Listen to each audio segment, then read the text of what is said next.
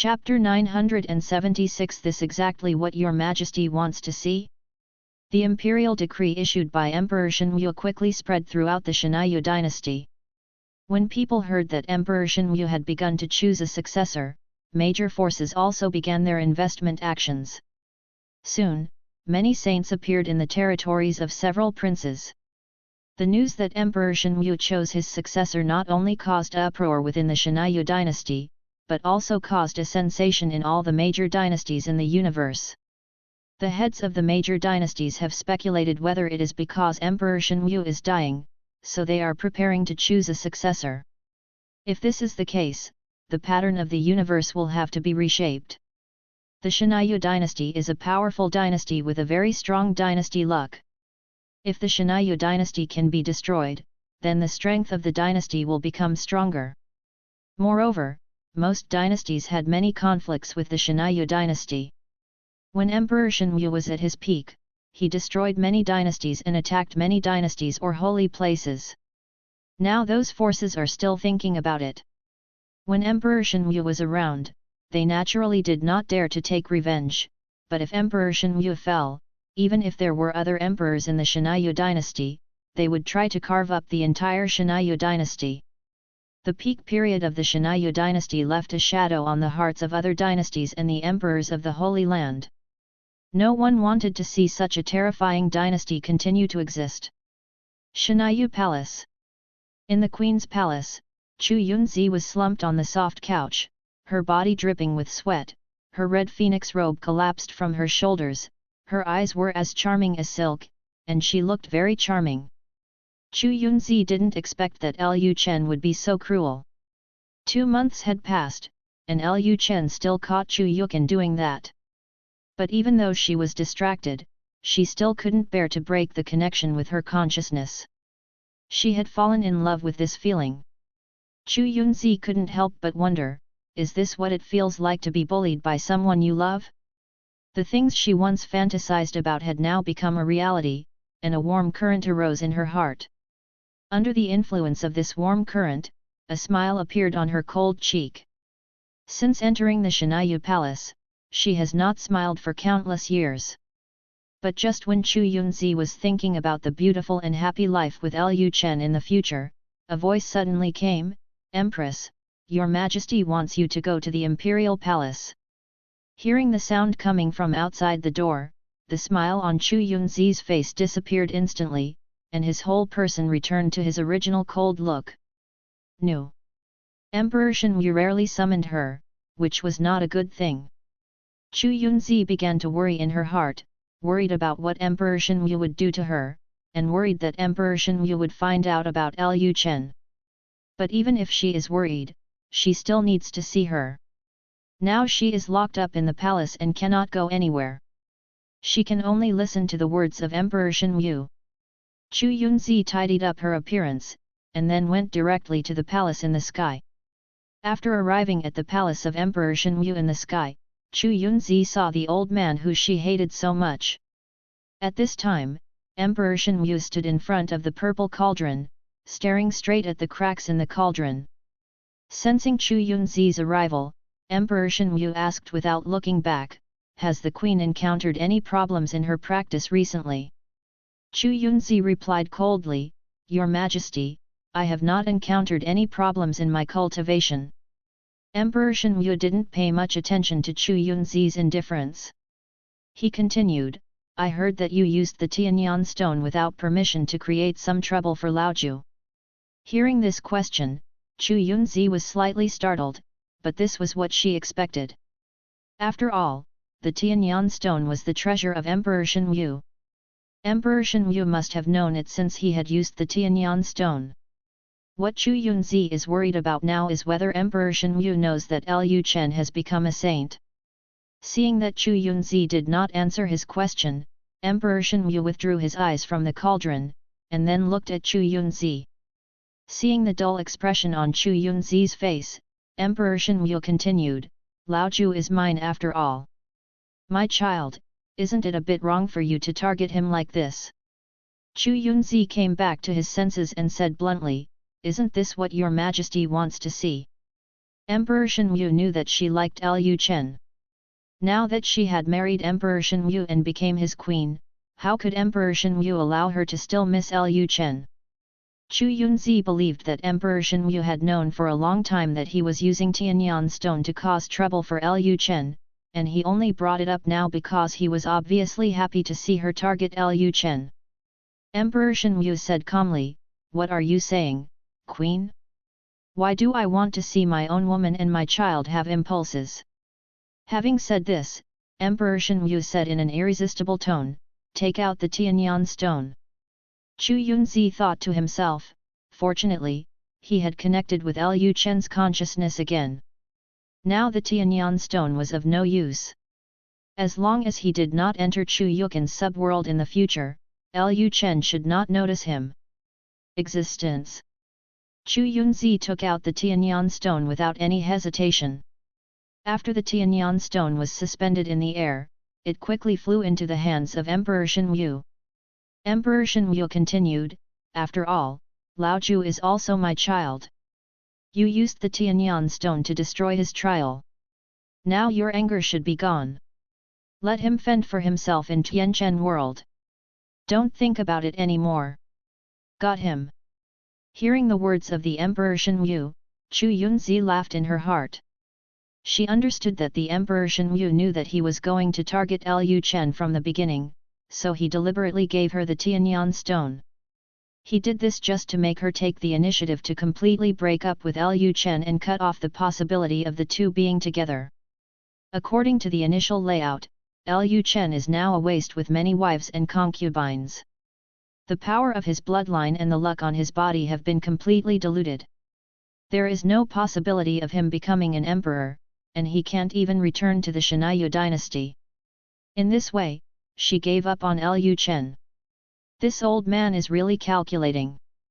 Chu Yunzi has already guessed why the Emperor Shenyu watched her take revenge on Lu Chen. For a furnace cauldron without extra emotions is the perfect furnace cauldron. If her feelings for Lu Chen are still there, it is likely to affect his future seizure of the chaotic spiritual power in her body, so he wants her to completely break up with Lu Chen. The Emperor Shenyu glanced at Chu Yunzi at this time, and then said, "It seems that the Queen has been practicing seriously these days." The Emperor Shenyu was actually worried that Chu Yunzi guessed his intention and resisted practicing. But now it seems that Chu Yunzi's cultivation has been improving, and she has not slacked off. This is the best. He is about to take over the body. After he takes over the body, if Chu Yunzi's chaotic spirit body can mature, he can use Chu Yunzi as a furnace to quickly improve his strength, and even break through to a higher level than the Emperor. Chu Yunzi said expressionlessly at this time, "I don't know if your Majesty has anything else to do. If there is nothing, I will go back to practice first." The Emperor Shenyu said lightly, "Okay, it's a good thing that the Queen can focus on practicing. I won't take up the Queen's practice time." Then Chu Yunzi saluted to the Emperor Shenyu, "I'll take my leave." After the voice fell, Chu Yunzi left the imperial palace of the Emperor Shenyu. End of this chapter. Chapter 977 The Great Xia Dynasty changed the world. Time flies by like a white horse, and another 10 years have passed in the blink of an eye. These 10 years are a long time for ordinary people, but for most cultivators, it is just a blink of an eye. The Great Xia Dynasty has developed rapidly in these 10 years. Now all the major life worlds in the Great Xia Dynasty have entered the industrial age. Perhaps because of the help of spiritual power, the speed of technological development in this world is far faster than the Earth where Lu Chen once lived. From Lu Chen's reincarnation to the Tianchen world to now, it has not even been 200 years, and the Great Xia Dynasty has entered an era of starships flying all over the sky. In the past, because of their own strength, cultivators had no interest in technological development. Take transportation as an example. Most cultivators can fly with swords, so naturally they have no interest in upgrading transportation. People will not study other transportation. Similarly, other tools are the same. In this way, productivity will not develop much. Because of the appearance of Lu Chen, cultivators gradually became interested in technology, which made more and more cultivators join the Industrial Revolution. Google search for Chen. Because of their own supernatural powers, cultivators can easily perceive some cosmic laws that ordinary people cannot discover, which makes the technology of the Great Xia Dynasty break through like crazy every year. Moreover, the power of cultivators can also accelerate the development of manufacturing. Take the construction of a high-rise building of several hundred meters for example. If ordinary people are asked to build a house, even if it is a country with a large infrastructure, it will be impossible without several years. And the construction team of the Great Xia Dynasty only needs more than 10 days to build a high-rise building of several hundred meters from scratch and put it into use. Such a speed of development has brought about earth-shaking changes in the Great Xia Dynasty. Now there are thousands of spaceships between the life worlds in the Great Xia Dynasty every day, and the exchanges between the life worlds are becoming more and more frequent. Because of the existence of spiritual rice, the population is also growing rapidly. Of course, the population surge at the beginning is normal. After all, ordinary people can also eat enough and get more life. As more and more ordinary people cultivate immortals, the population will reach a balance. Because it is not easy for cultivators to have children, Lu Chen is not worried about the overpopulation at all, but encourages childbirth. On the outskirts of the Huangshan Star region, a ferry boat was flying towards the Huangshan Star region at a high speed.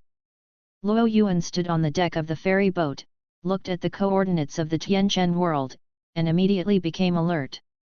The last time Kuang Yan fell down near here and was intercepted by someone, so he must be careful. Unlike Kuang Yan, in order to complete Liu Yanghua's mission, his main body and secondary body were on this ferry boat this time. He knew very well that if he failed to complete the mission, he would die. In this case, it would be meaningless to leave the main body in the Xia Dynasty. It would be easier to complete the mission if the main body and the secondary body performed the mission at the same time, and Liu Yanghua would not bother him when he returned. His life essence was in Liu Yanghua's hands. If he failed to complete the mission, Liu Yanghua would have a thought and his main body would die, so his only way to survive was to kill Lu Chen. Luo Yuan immediately jumped off the ferry boat, then put it away, and directly crossed the void with his physical body. The target of the immortal boat is too big and it is easy to be discovered. If he crosses the void with his physical body, even if he is discovered, perhaps the people in this star field will not think he is an outsider. Putting away the immortal boat, Luo Yuan still rushed to the Tianchen world at the fastest speed, but as soon as he entered the Huangshan star field, he was stunned by the scenes in front of him. In the Huangshan star field, between the life world and the life world, there are immortal boats coming and going, and these immortal boats are extremely huge.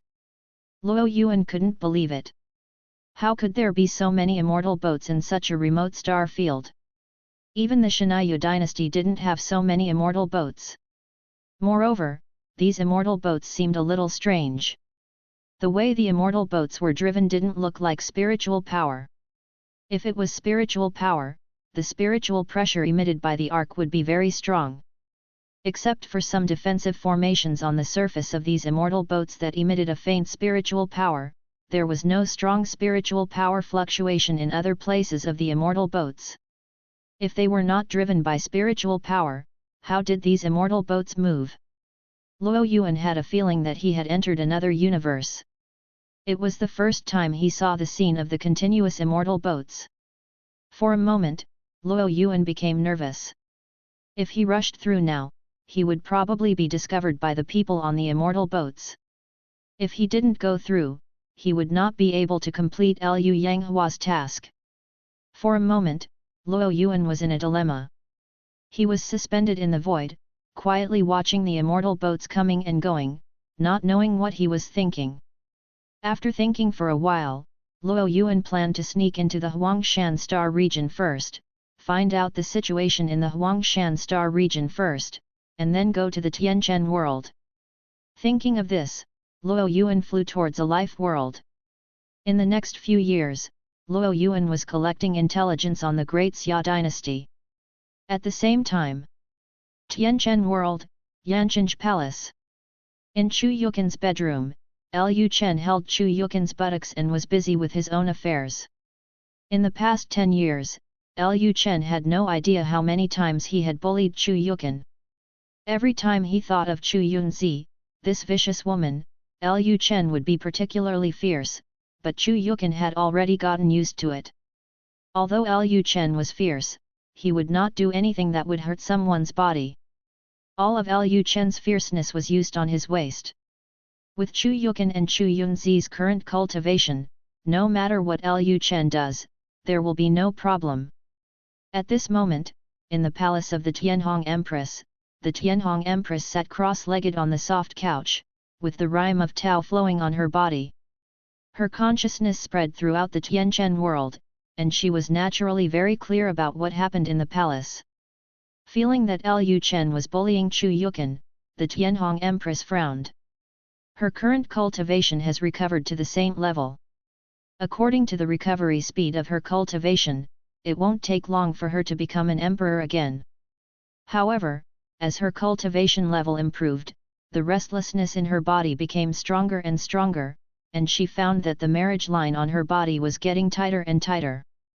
Especially when she realized that Lu Chen was bullying his wives and concubines, the restlessness in her body made it impossible for her to calm down and practice, and this was the case now. The Tianhong Empress had long understood why her body was so eager to be intimate with Lu Chen. Lu Chen used the branches of the dragon and phoenix tree to create her body, and the dragon and phoenix tree cultivated by Lu Chen was not a serious thing. Lu Chen's wives and concubines were all eaten to death by Lu Chen after drinking the dragon and phoenix tea, not to mention that her body was made of the dragon and phoenix tree. If she didn't have the soul of the great emperor, she would have lost control of herself long ago.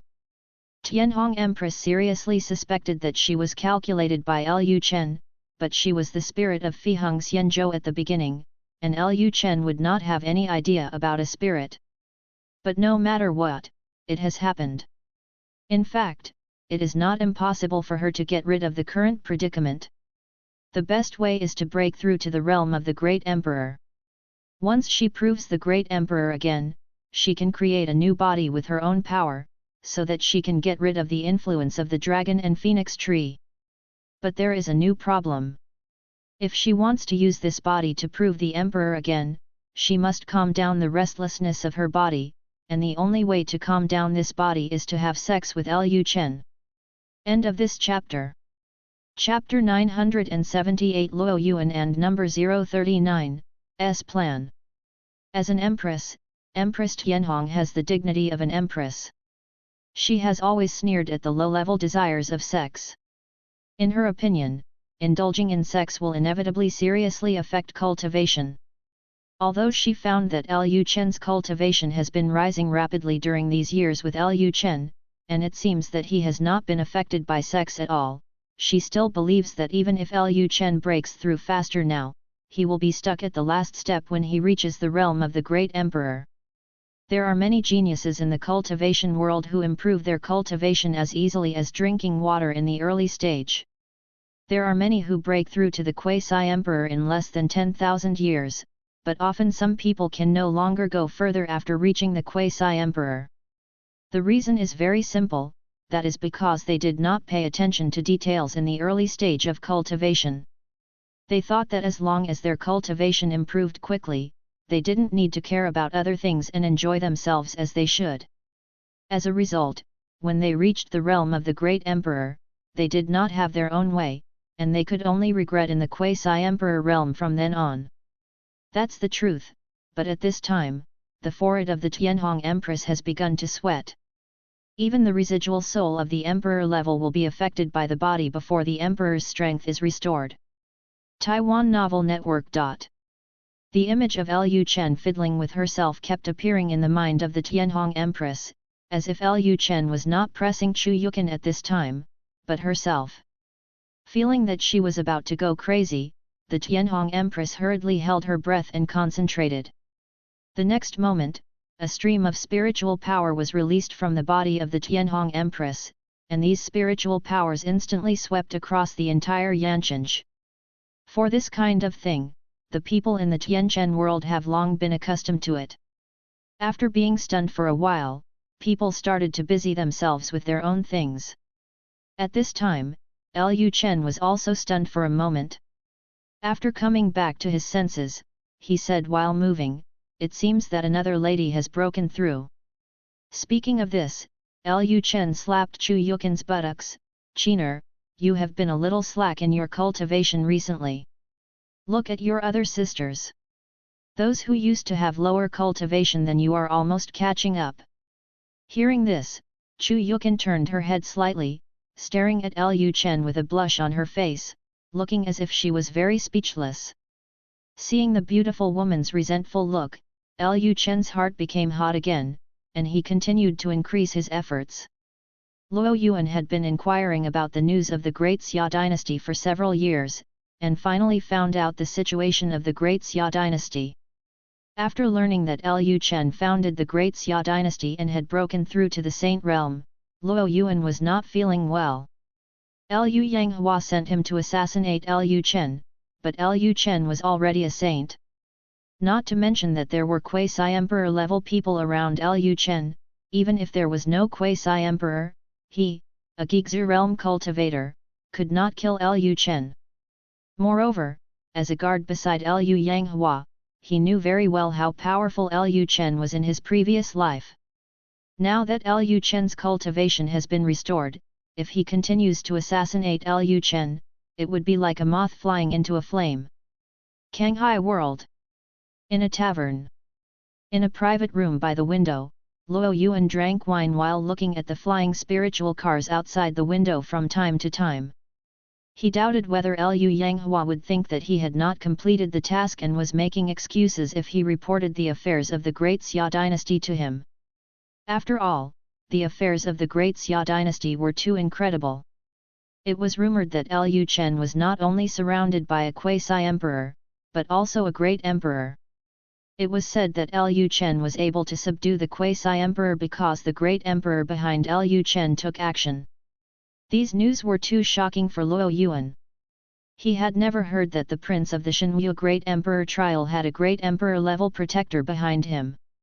If there really is a great emperor-level protector behind Lu Chen, it can only prove that there is a great emperor in the Shenyu dynasty who has chosen to stand with Lu Chen. Generally speaking, the great emperor of the royal family will not easily choose to stand with him. If the great emperor stands with him, it will easily arouse the suspicion of the Shenyu Great Emperor.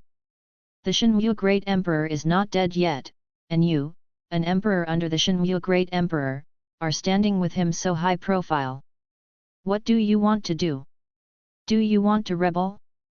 But then again, if there is really a great emperor standing behind a certain prince, then the position of the prince of this prince is basically stable.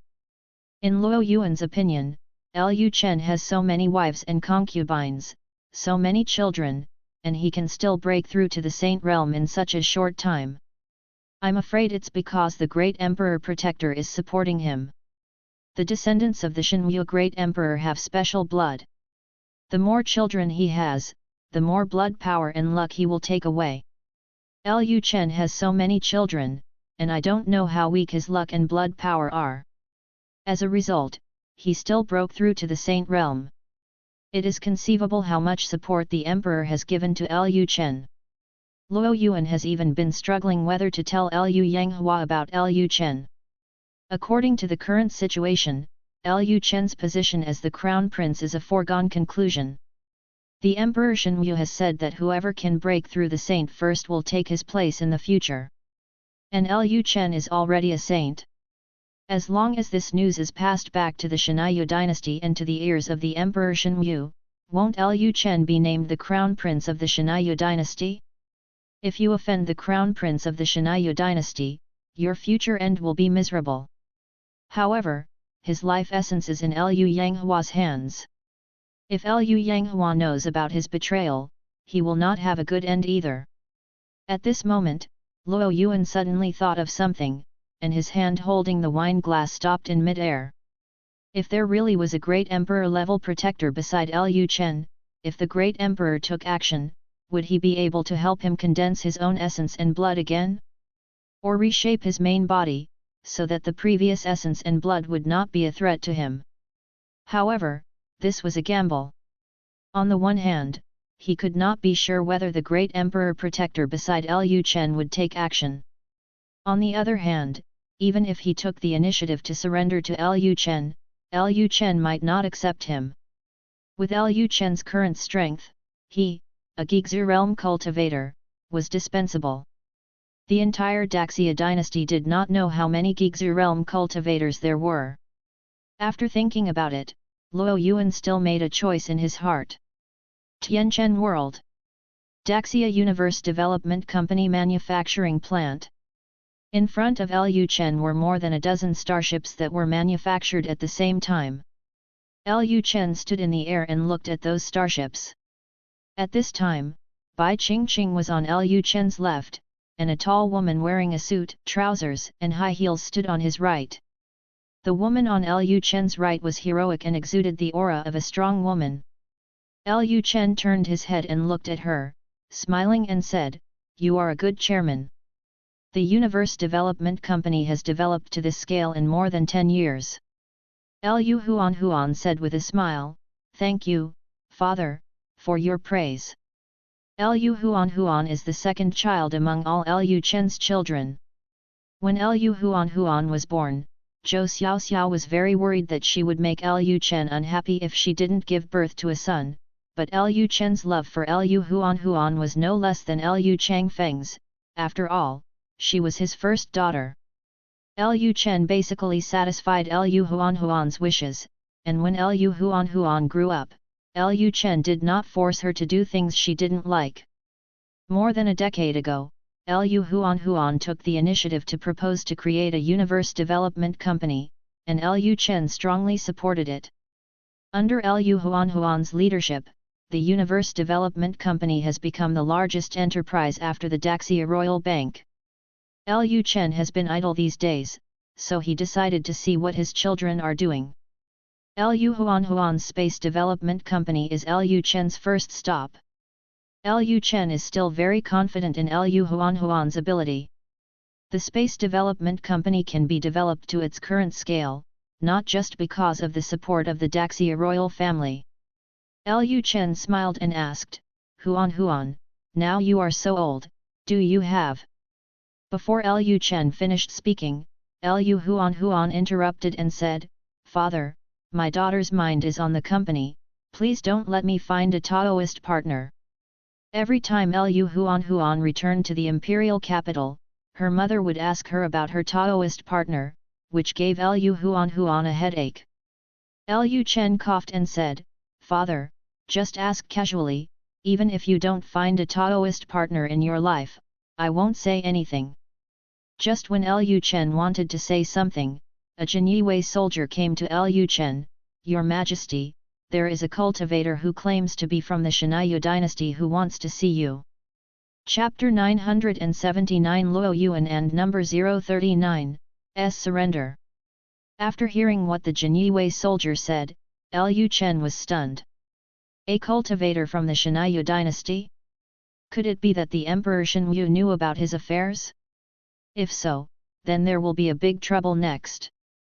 The main purpose of the Emperor Shenyu letting his children go out for trials is to select the best candidates for possession.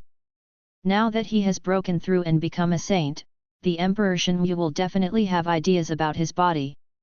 After Lu Chen pondered for a moment, he said to the Jinyue soldier, "Did the other party say what he wanted to see me for?"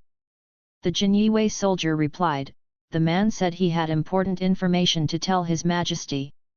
Lu Chen thought about it and decided to go and see what the other party wanted to see him for, and then said, "Where is the man now?"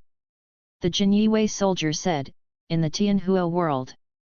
Lu Chen turned his head and looked at Lu Huan with a smile, Huan, my father has something else to do, so I'll leave first." Lu Huan said, "Well, I'll see you off." Lu Chen didn't hesitate at all, and waved his hand directly to the portal, and then he and Bai Qingqing went to the Tianhua world through the portal. Tianhua world. In the palace. In the 100 Flowers garden, Mu Zhengqing sat in the pavilion, his eyes fixed on Luo Yuan who was sitting in front of him. This man intercepted the patrol starship of the Great Xia Dynasty a few days ago, saying that he had something important to tell the Emperor of Heaven. At first, the people of the War Dragon Army did not take it seriously. In this day and age, not many people in the War Dragon Army could see the Emperor of Heaven. How could it be so easy for a person who came out of nowhere to intercept the patrol starship of the War Dragon Army to see the Emperor of Heaven? Seeing that the soldiers of the War Dragon Army were indifferent, the man behind took the initiative to tell the Emperor of Heaven another identity, and said that there was news from the Xia Dynasty to tell the Emperor of Heaven. If the news was conveyed late, the Emperor of Heaven would blame them, and all of them would be responsible. It happened that there were people from the Black Dragon Holy Land on the patrol starship, and the people from the Black Dragon Holy Land also had some understanding of Lu Chen's identity in his previous life. Seeing that this person told Lu Chen's identity in his previous life, he immediately took it seriously and reported the news to the Jinyue. Finally, he came to the imperial palace as he wished.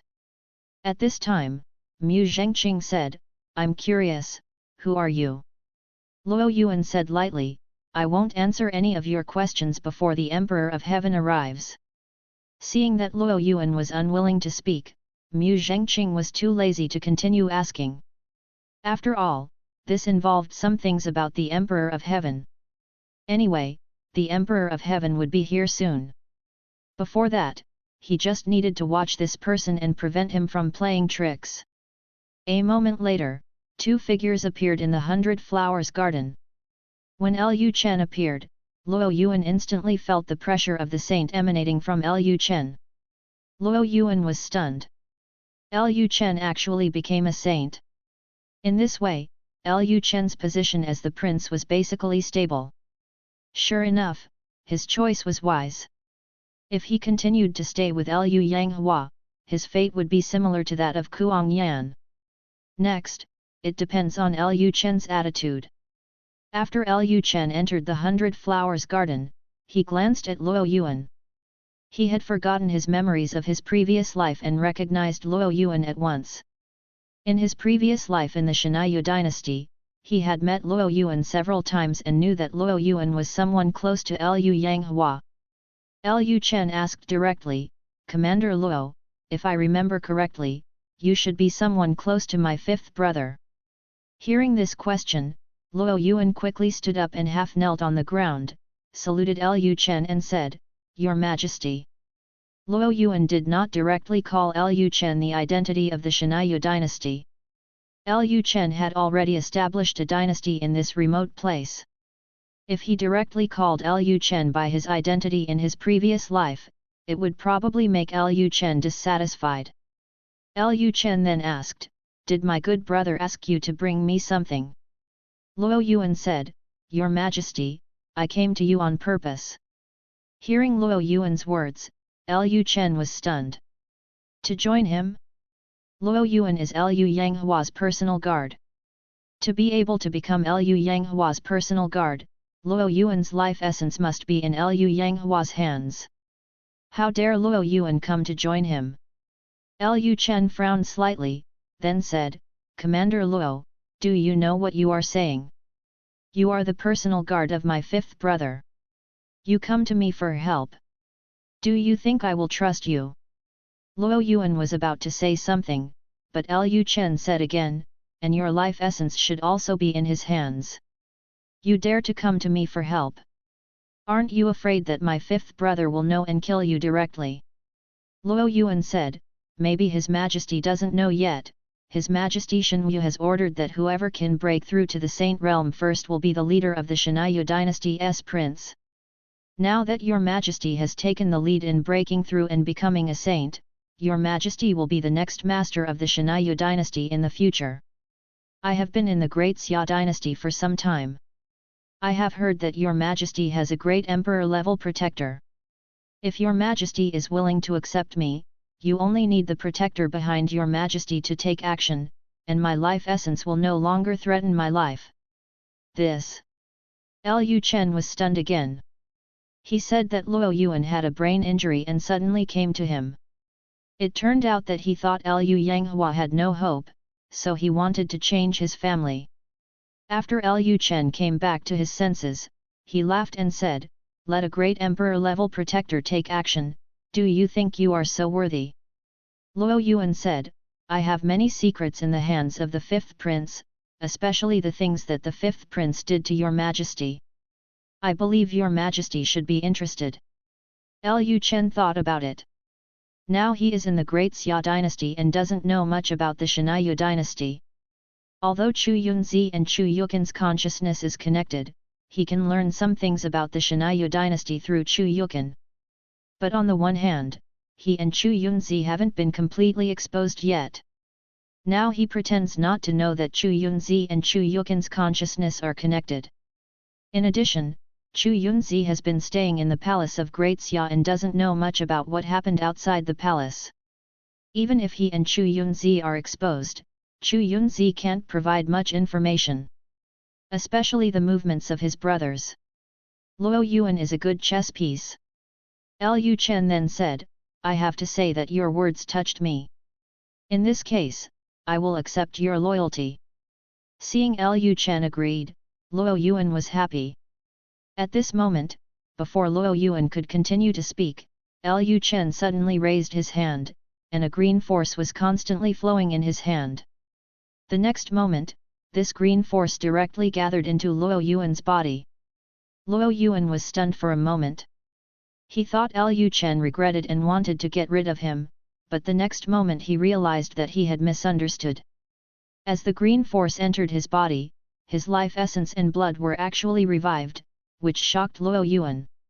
What kind of power is this that can revive his life essence and blood? If the emperor had such means, he might not be too surprised. After all, he chose to join Lu Chen because Lu Chen had the emperor's protector behind him. As a result, Lu Chen did not use the emperor's protector to restore his life essence and blood. Lu Chen's King Mu Chong Sheng Gong can even revive the residual soul, not to mention the loss of life essence and blood. Since the life essence and blood are gone, then create a drop, so that the original life essence and blood will become ineffective. End of this chapter. Subscribe to Chinese Novel Audio Wave. Chapter 980 Saint Level Soul Controlling Technique. After helping Luo Yuan create another drop of his own essence, Lu Chen said, "Your original essence has expired, and you are free now." Luo Yuan knelt on the ground and kowtowed, saying, "Thank you, Your Majesty. I will serve you until my death." Lu Chen said mercilessly, "To be honest, I don't trust you too much, because you betrayed my fifth brother today, and you may betray me tomorrow." Luo Yuan understood what Lu Chen meant in an instant. He took out the essence that Lu Chen had just condensed without hesitation. "I am willing to give it to Your Majesty." Lu Chen said expressionlessly, "I am not interested in your essence. Since I can help you condense your essence again, others can do the same." This. Luo Yuan's brain was stunned. He thought to himself, if the essence was so easy to condense, then there would be no one in this world who would threaten others with the essence. Usually only the emperor has the means to condense his own essence and blood. Lu Chen then said, "Since you took the initiative to come to me, I can give you a chance, and then relax your mind." Yes. Although he didn't know what Lu Chen was going to do, in order to make Lu Chen trust him, Luo Yuan also gave it his all. Then Luo Yuan relaxed his mind, and the next moment, he felt a strong consciousness entering his sea of consciousness. Luo Yuan was startled, and then his head was about to split. When Luo Yuan Qiang was about to be unable to bear it, he wanted to resist and drive out the consciousness that invaded his sea of consciousness. The next moment, he heard Lu Chen's voice, "Don't resist." Hearing Lu Chen's words, Luo Yuan had to continue to hold on. Not long after, a huge rune pattern appeared in Luo Yuan's sea of consciousness.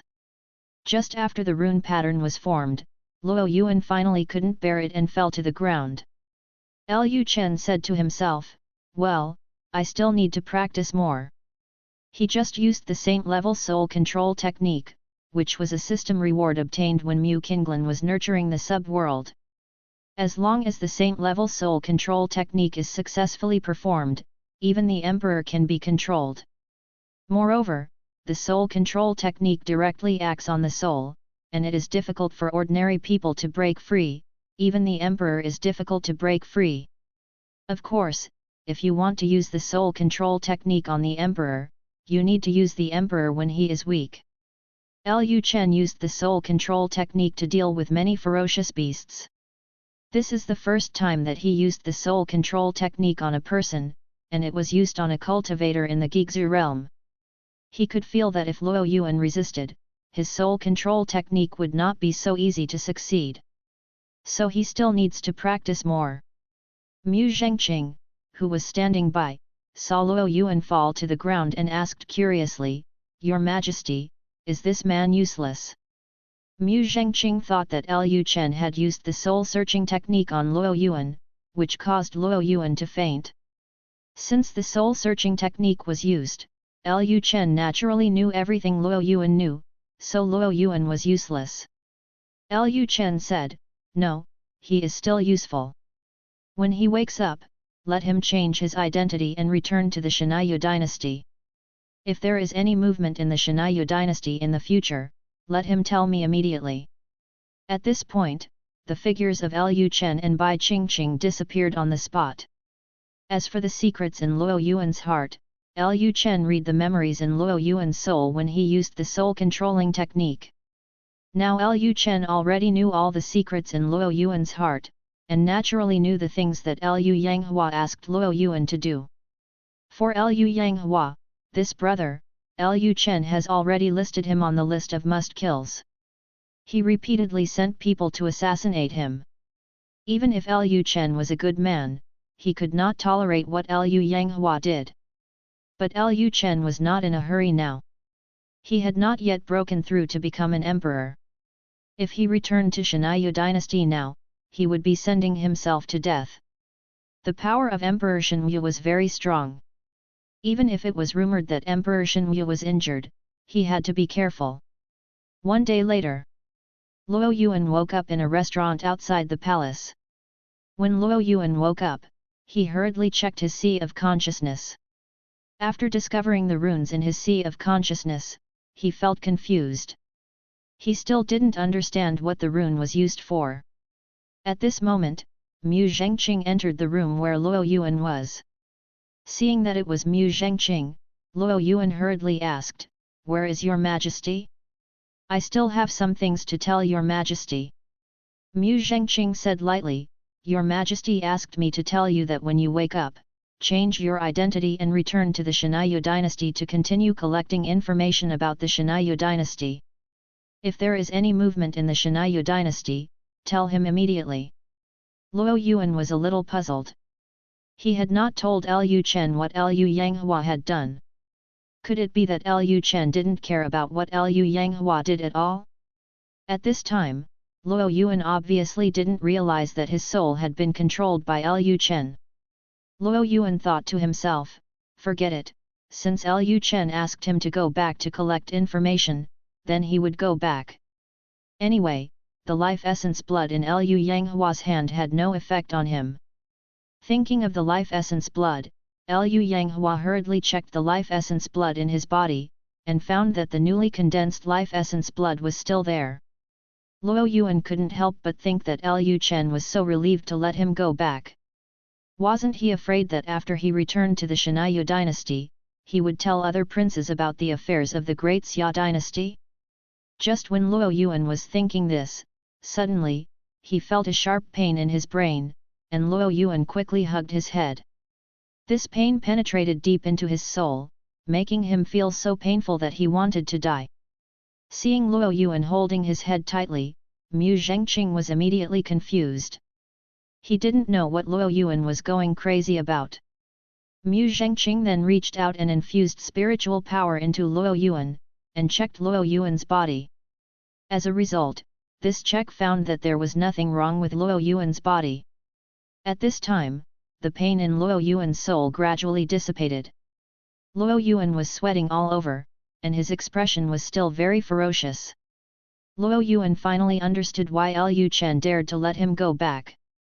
It turned out that the means Lu Chen used on him were far more terrifying than leaving his own life essence and blood. Lu Chen's control over him was on his soul. Even if he gave up his body, he could not get rid of Lu Chen's control. As long as he had the idea of betrayal, his soul would be pierced. Luo Yuan felt a chill down his spine. This control method was too terrible. He was afraid that he would never be able to betray Lu Chen again. Forget it. Lu Chen was about to become the crown prince of the Xia Dynasty. It was not bad to be the subordinate of the next master of the Xia Dynasty. Thinking of this, Luo Yuan calmed down his emotions and asked Mu Zhengqing, "What else did your majesty say?" Mu Zhengqing said, "No more." Luo Yuan got up from the bed without hesitation. "Then I will go back. Goodbye." As soon as the voice fell, Luo Yuan left the Tianhua world and embarked on the return journey. End of this chapter. Chapter 981. The Red Moon Dynasty is facing difficulties. Scarlet Moon Dynasty. Imperial capital, Royal Palace. In a secret room with various runes painted on the walls, there is an old man sitting cross-legged in the middle of the hall. The old man's body is like a dead tree, and there is some black death aura exuding from his body. He looks very old. Coming soon. At this moment, the old man spurted out a mouthful of black blood, and then several more mouthfuls of black blood. The old man's whole body fell to the ground, but he tried his best to support the ground with his hands, and then slowly stood up. As expected, it still doesn't work. Pei Tianlu sighed deeply, and then said to the guards outside the secret room, "Let your majesty and the eldest princess come to my place." Yes. After hearing Pei Tianlu's message, the guards quickly left the secret room and went to notify the emperor and the eldest princess of the Xia dynasty. Within a moment, a middle-aged man wearing a yellow dragon robe and a pure gold crown appeared outside the secret room. The middle-aged man looked anxiously and asked the guard at the door of the secret room, "How is the ancestor?" The guard replied, "Your Majesty, we don't know either. Our ancestor just asked you and the eldest princess to come and didn't say anything else." Upon hearing this, Pei Wenfu's face darkened instantly. The eldest princess? He is the emperor of the Scarlet Moon Dynasty, but at this time, the ancestor of the Scarlet Moon Dynasty is still thinking about that woman. And calling them both at the same time at this time was obviously not a good thing. In addition, there were some recent rumors about the deposed emperor of the Xia Dynasty, which made Pei Wenfu feel very uneasy. Although he felt uneasy, Pei Wenfu still stayed quietly outside the secret room, waiting for the woman to arrive. After a while, a beautiful, dignified and noble woman slowly walked towards the door of the secret room. The woman was wearing a black and purple dress, with a graceful figure, and exuded the charm of a mature woman in her movements. When the woman came to the door of the secret room, she glanced at Pei Wenfu indifferently, and then said, "I have met His Majesty." Pei Wenfu forced a smile, and then said, "Sister Huang, you don't have to be so polite in front of your own family." Pei Shuhua said lightly, "The etiquette cannot be discarded." After the words fell, Pei Shuhua said nothing more and her eyes fell on the secret room door in front of her. Seeing that Pei Shuhua never looked at him directly from beginning to end, Pei Wenfu's eyes instantly flashed with a dark light. This woman really doesn't take her emperor seriously at all. Wait until the old guy inside dies and see how long she can remain arrogant. Thinking of this, the corners of Pei Wenfu's mouth raised slightly, revealing an imperceptible smile. At this moment, an old man's voice came from the secret room, "Everyone, come in." After the old man finished speaking, the stone door of the secret room slowly opened, and Pei Wenfu and Pei Shuhua quickly entered the secret room. The two entered the secret room, and the stone door of the secret room was closed again, leaving only the three of them in the entire secret room. Seeing the black blood on the ground, Pei Shihua came to the old man and squatted down with a worried look on her face. "Ancestor, how are you?" Pei Tianlu sighed and said, "The deadline is approaching, and after all, I still can't take that step." Hearing this, Pei Shihua was slightly stunned, and a trace of wrinkles appeared on her fair forehead. The ancestor of the Scarlet Moon Dynasty is the anchor of the entire Scarlet Moon Dynasty. Now the only emperor left in the Scarlet Moon Dynasty is Pei Tianlu. If even Pei Tianlu dies, then the Scarlet Moon Dynasty will probably be divided up by other dynasties in the end. Ending. Pei Wenfu knelt on the ground and said loudly, "Ancestor, nothing can happen to you. If you fall, our Xia dynasty will probably be destroyed by other dynasties soon. Ancestor, I will definitely ask someone to find a treasure that can extend your life." Pei Tianlu raised his head, glanced at Pei Wenfu with a meaningful look, and then said, "It's useless, I know very well what condition my body is in." Pei Wenfu said with a worried look, "What should we do?" Nowadays, several major dynasties have sent many spies to the imperial capital to inquire about information, and the activities of major forces have become more and more frequent. Once they know about you, ancestor, if it falls, the Xia dynasty will be over. Pei Tianlu sighed deeply, and just as he was about to say something, he suddenly coughed violently again. Pei Shihua quickly patted Pei Tianlu on the back. After a while, Pei Tianlu calmed down the chaotic atmosphere in his body, and then said, "It is urgent, and there is only one last solution left." Pei Wenfu, as if grasping a life-saving straw, quickly asked, "What can I do?" Pei Tianlu replied, "That is creating a great emperor." This. After hearing what Pei Tianlu said, the two villains Pei Shihua and Pei Wenfu froze on the spot. Create an emperor? It is so easy to break through the great emperor. Even Pei Shihua, who is known as the most talented person in 100,000 years, has been stuck in the quasi-emperor realm for 5,000 years. If Pei Tianlu can persist for tens of thousands of years, maybe Pei Shihua can break through to the great emperor realm. But looking at Pei Tianlu's appearance, I'm afraid he won't be able to last even 1,000 years, let alone 10,000 years. It is impossible for Pei Shihua to break through and become the emperor in such a short period of time. Pei Tianlu continued, "When I was on the outer battlefield, I heard a certain adult mention a method of forcibly breaking through the great emperor. Now Shihua, you have reached the realm of quasi-emperor, and you are just one step away from becoming an emperor. You can try this method to break through. However, the possibility of success is very small, and if you fail, you will die. And the emperor who breaks through in this way cannot catch up with the real emperor, but this method is currently the only way to help the Red Moon Dynasty get out of trouble quickly, it depends on whether you are willing." Hearing Pei Tianlu's words, Pei Shihua was extremely shocked for a moment. It was the first time she heard of a method that could help people break through to the level of emperor. If there really is such a method, wouldn't the universe be full of emperors? At this time, Pei Wenfu became anxious after hearing Pei Tianlu's words. Now Pei Shihua is a quasi-emperor, which suppresses him in every way. If Pei Shihua becomes the only emperor of the Red Moon Dynasty, will he still be the master of the Red Moon Dynasty in the future? Thinking of this, Pei Wenfu hurriedly said, "Grandfather, you must not do this. Although I don't know whether the method you mentioned will succeed, even if it succeeds, there will definitely be great side effects, otherwise someone would have used this method to become an emperor. My sister is the most talented person in the Red Moon Dynasty in the past 100,000 years. Her future achievements are limitless. Sooner or later, she will be able to prove her way to become an emperor. How can you force her to grow faster with such a method that has such a great side effect?" Pei Shihua did not speak at this time. She seemed to be thinking about something. After an unknown amount of time, Pei Shihua suddenly looked up at Pei Tianlu, "Grandfather, tell me, what method is it? As long as it can help the Red Moon Dynasty get out of trouble, I am willing to try any method." End of this chapter. Chapter 982, methods of forcibly becoming an emperor.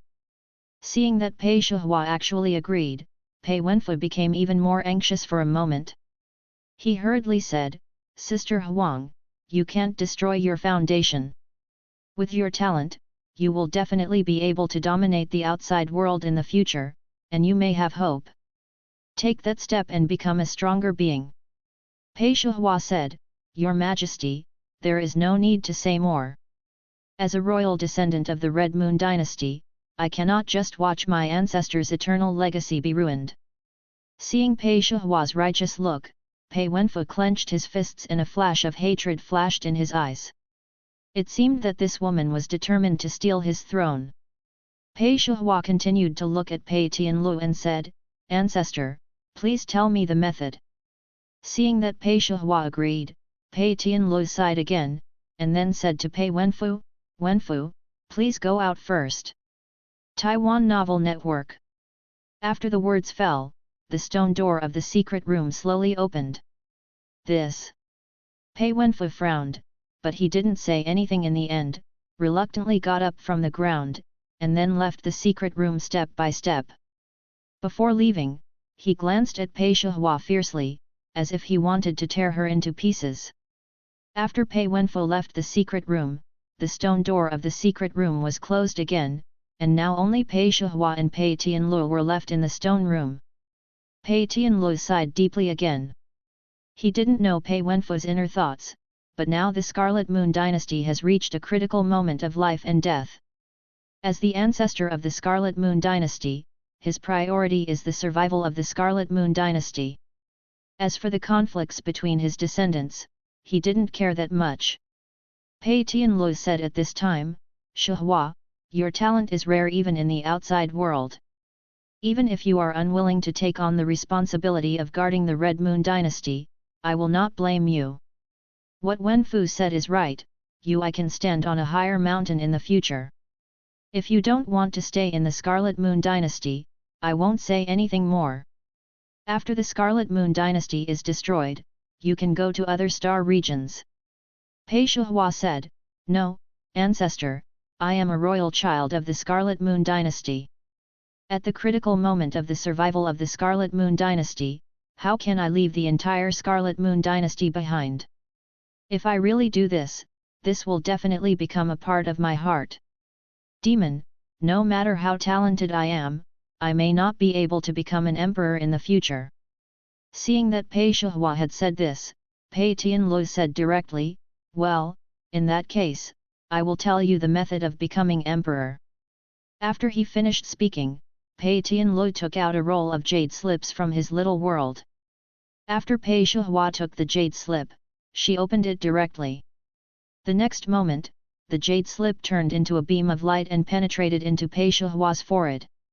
Pei Shihua instantly understood what Pei Tianlu said about the method of becoming an emperor. After learning what Pei Tianlu said about becoming an emperor, Pei Shihua fell into silence. Pei Tianlu's method of becoming emperor is very simple, that is to proclaim himself emperor, and then absorb the power of dynasty luck of the entire Xia dynasty to force a breakthrough. In this way, even if they break through, the Red Moon Dynasty's dynasty luck will be almost exhausted, and the emperor who relies on the power of dynasty luck to break through is not a real emperor and can only be called a false emperor. The strength of the false emperor is indeed close to that of the great emperor, several times stronger than the quasi-emperor, but after all, he is not the real great emperor. If he encounters a great emperor who uses normal methods of enlightenment to become emperor, the false emperor's chances of winning are very small. Of course, even if he is a false emperor, there is still no problem in temporarily getting rid of the current predicament of the Xia dynasty. However, after getting rid of this predicament, the Scarlet Moon Dynasty will face countless crises in the future. Once Pei Shihua absorbs the entire Scarlet Moon Dynasty's destiny power, the Scarlet Moon Dynasty's destiny may not recover for tens of thousands of years. I don't know how many natural and man-made disasters the Xia dynasty will encounter in the future, which will be another huge test for Pei Shihua. Seeing Pei Shihua stunned on the spot, Pei Tianlu said, "Whether you want to use this method or not depends on your choice. Pei Shihua came back to her senses. She looked at Pei Tianlu and asked, "Ancestor, if I use this method, do I have to seize the throne?" Pei Tianlu said, "Now Wenfu is the emperor of the Scarlet Moon Dynasty, and the power of destiny is affected by him. If you don't win the throne, you will not be able to absorb the destiny of the entire Scarlet Moon Dynasty." Pei Shihua fell into silence again. Pei Tianlu said after a while, "Empresses are not impossible. Looking at the entire universe, many dynasties have had female leaders." Pei Shihua remained silent. Pei Tianlu then said, "Okay, you go back and think about it. If you make a decision, I can go out and help you depose the emperor with your own hands to prevent you from being contaminated with too much karma." Pei Shihua stood up slowly, "I understand. Junior, please take your leave." After the words fell, Pei Shihua exited the secret room. As soon as Pei Shihua left the secret room, Pei Tianlu spit out a mouthful of black blood again. Pei Tianlu quickly used his spiritual power to try to control the chaotic spiritual power in his body, but at this time, a black power was rampaging unscrupulously in his body. Pei Tianlu said with a painful expression, "What kind of power is this?" At this moment, a bewitching voice sounded in Pei Tianlu's mind, "Do you want to break the limit and reach a higher realm? Accept me, and I can make you immortal and make you stronger." Pei Tianlu immediately closed his eyes and continued to use his spiritual power to suppress the restless spiritual power in his body. At the same time, he also tried hard to control his mind and prevent himself from being affected by the voice. Ever since he came back from the battlefield outside the territory, he has often been bewitched by that voice, and a dark power will always appear in his body from time to time. He knew very well that that power was not a serious power. Once he took the initiative to accept it, he would probably fall into an abyss of eternal destruction. He would rather wait until the end and die than accept that dark power. An ordinary emperor might not be able to resist the temptation and accept that power, but as an emperor who has seen countless walking corpses on the battlefield in the outer realm, he will not let himself become those monsters in the outer realm under any circumstances. As long as he accepts the power of darkness, he will also become like those monsters in the outer world. At the same time, after Pei Shihua left the secret room, Pei Wenfu hurriedly walked up and said, "Sister Huang, do you really plan to listen to the ancestor and forcefully break through the realm?" Pei Shihua glanced at Pei Wenfu, and she naturally saw through Pei Wenfu's little thoughts at a glance. It was obvious that Pei Wenfu was afraid that she would take away his throne. Pei Wenfu had been guarding against her since she was a child. There was nothing he could do about it.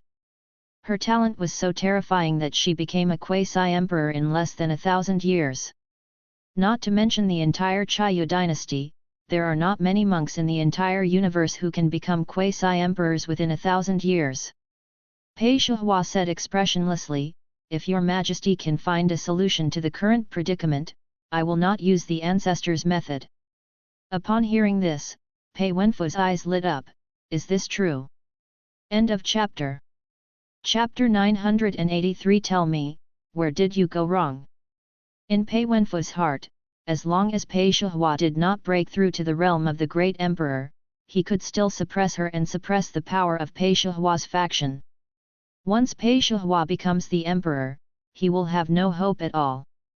Not to mention the ministers in the Xia Dynasty, I am afraid that the royal family will also want to depose the emperor and let Pei Shihua take the throne. Especially the old immortal in the secret room. The ancestors' love for Pei Shihua and Pei Wenfu were seen in his eyes. Who made Pei Shihua's talent better? Pei Wenfu has no doubt at all.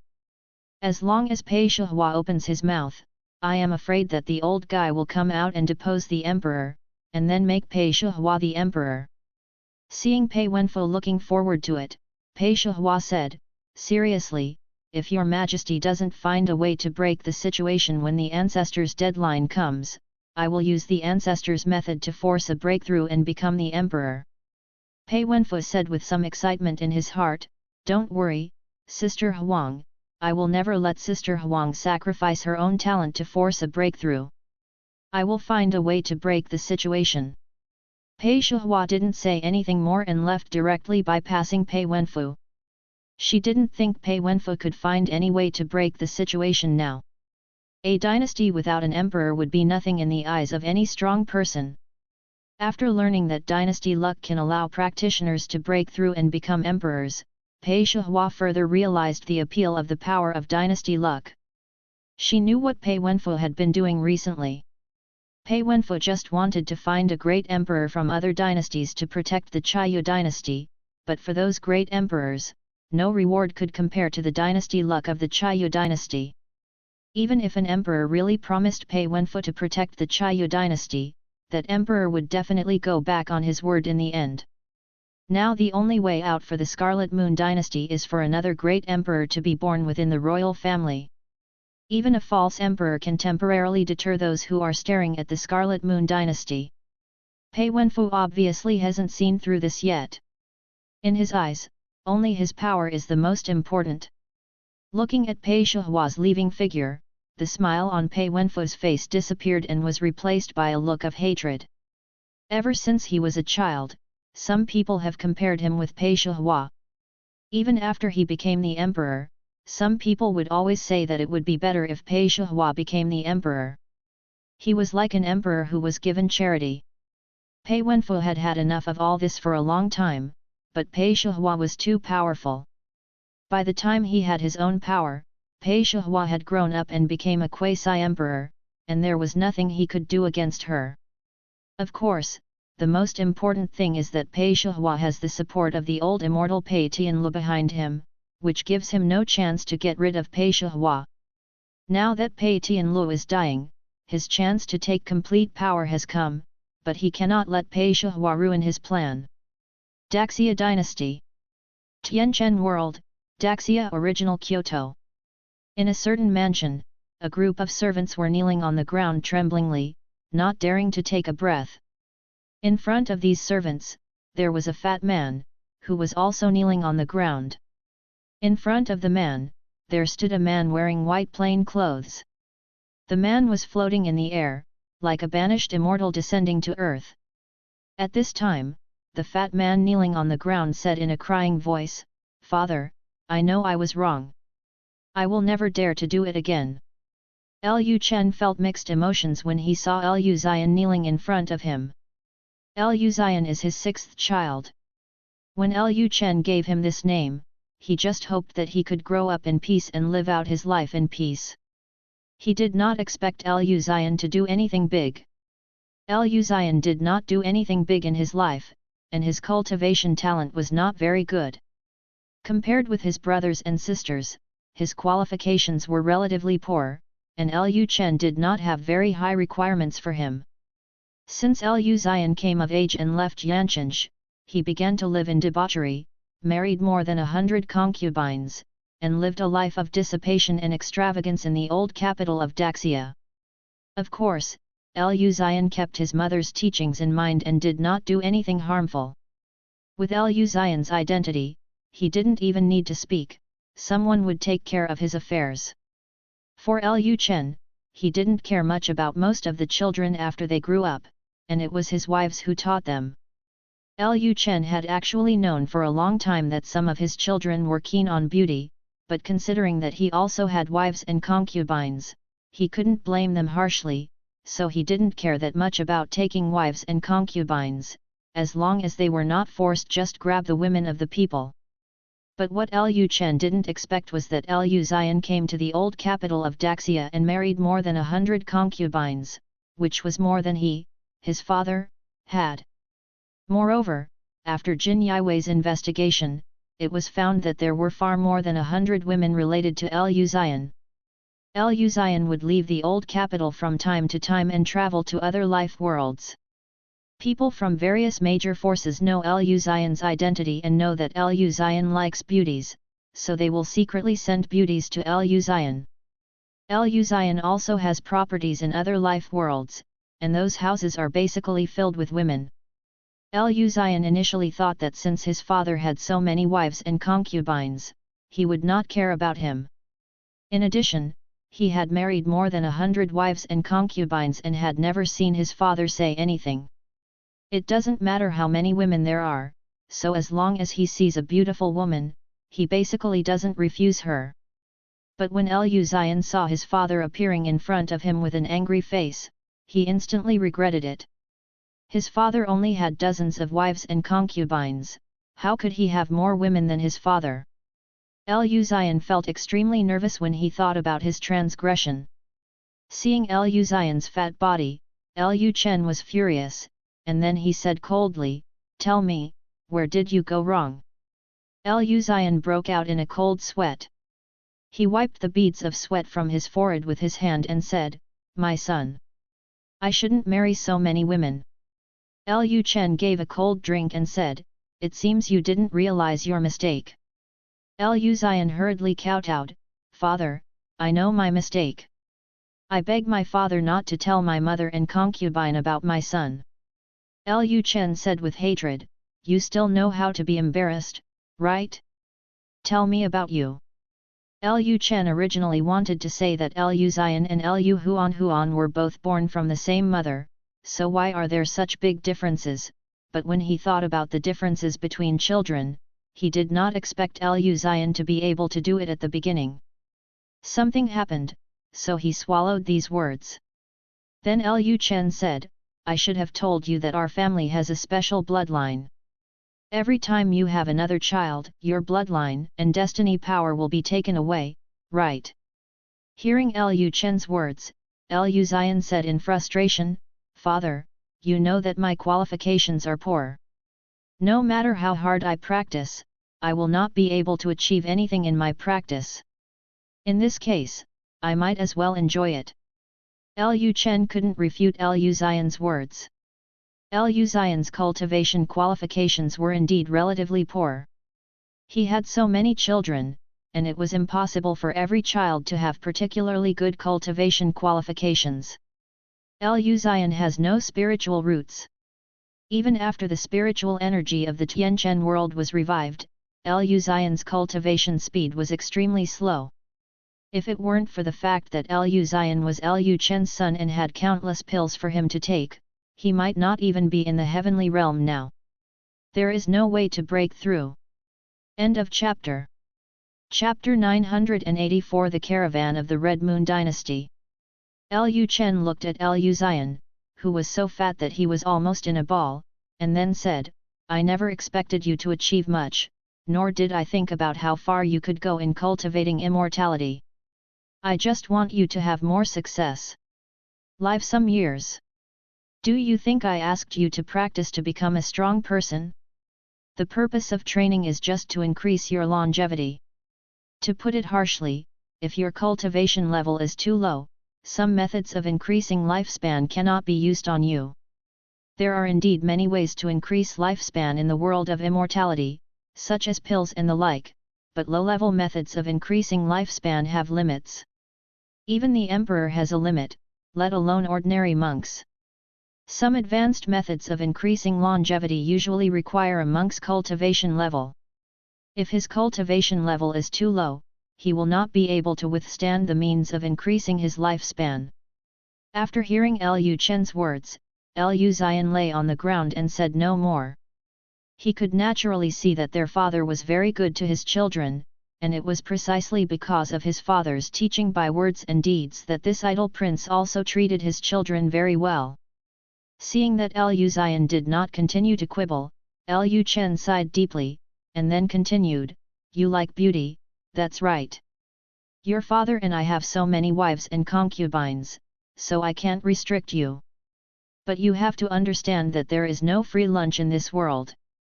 Don't you understand the purpose of those who send you beautiful women?" Lu Xian seemed to understand something and said quickly, "Father, my son has never betrayed the Great Xia Dynasty." Lu Xian is not a fool. Of course he understands why some people approach him, but he has always just accepted the benefits from those people. He always accepts gifts without doing anything. Anyway, things are given to him by others, so it's free. Don't want? Lu Chen asked, "Let me ask you, in your capacity, do you want anything?" What do you lack? After hearing what Lu Chen said, Lu Zi settled down for a moment.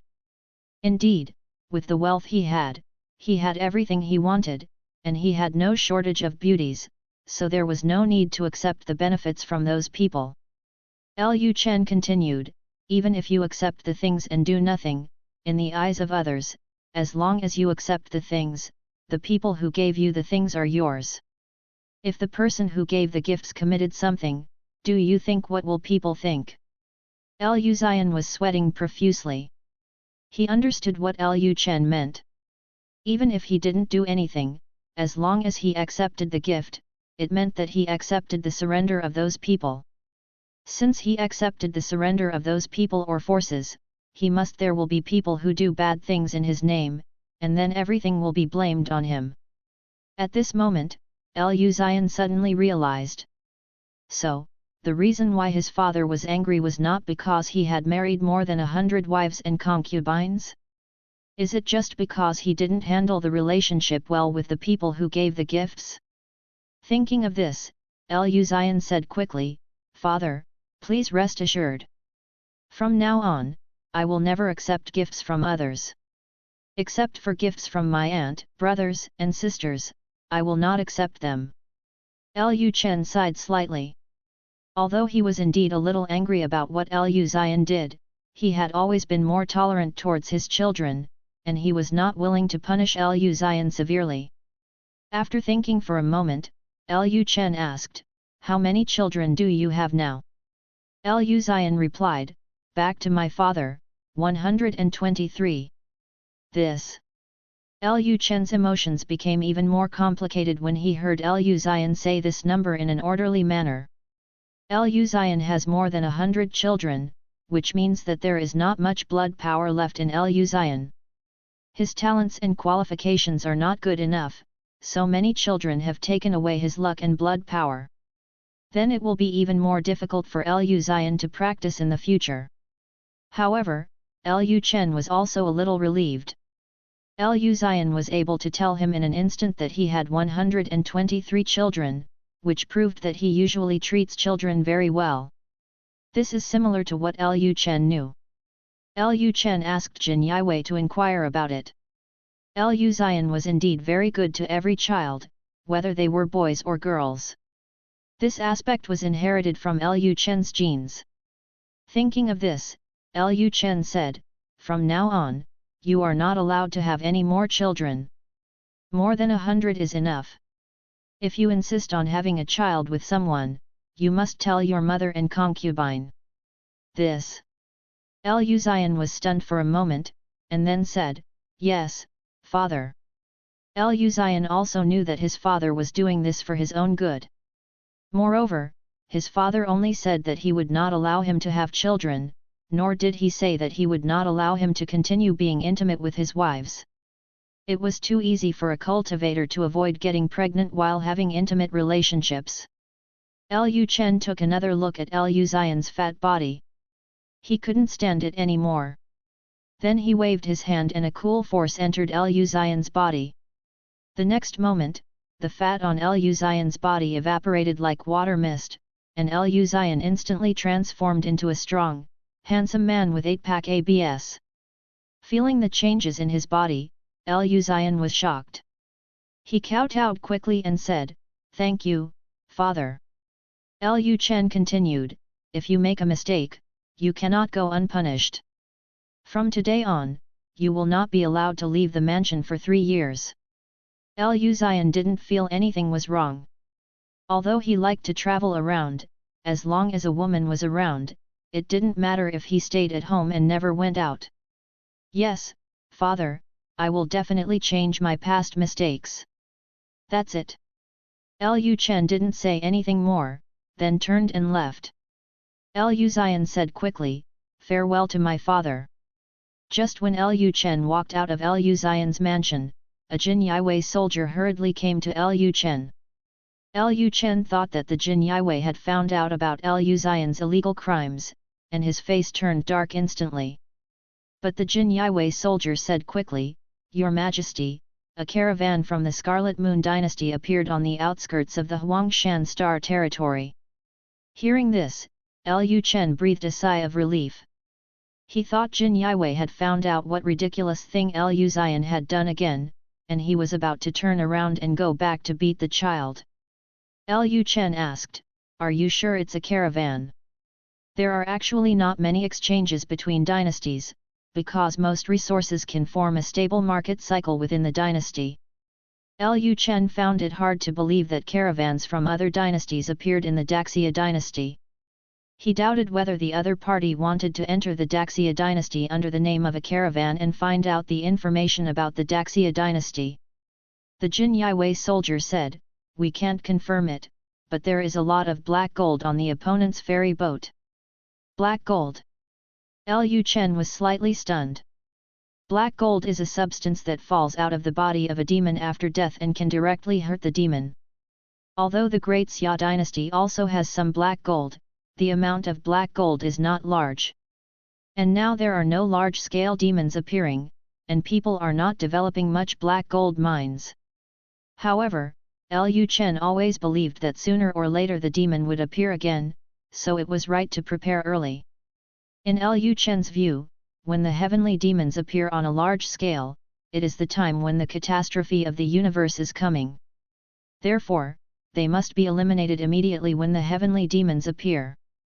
In this way, it may not be possible to trigger the universe. If there is no rejection reaction, there will be no catastrophe. Of course, this is just Lu Chen's speculation. In any case, black gold is the most important substance when fighting against the devil. Lu Chen then said, "Take me to meet them." End of chapter. Subscribe to Chinese Novel Audio Wave. Chapter 985 Shocked Yexing Teng. Lu Chen thought that since he had nothing to do recently, he could let his clone go and meet the people of the Red Moon Dynasty in person. Although he had several children that he hadn't visited yet, they had all grown up and knew the basic principles. Even if he visited them later, they probably wouldn't do anything too rebellious.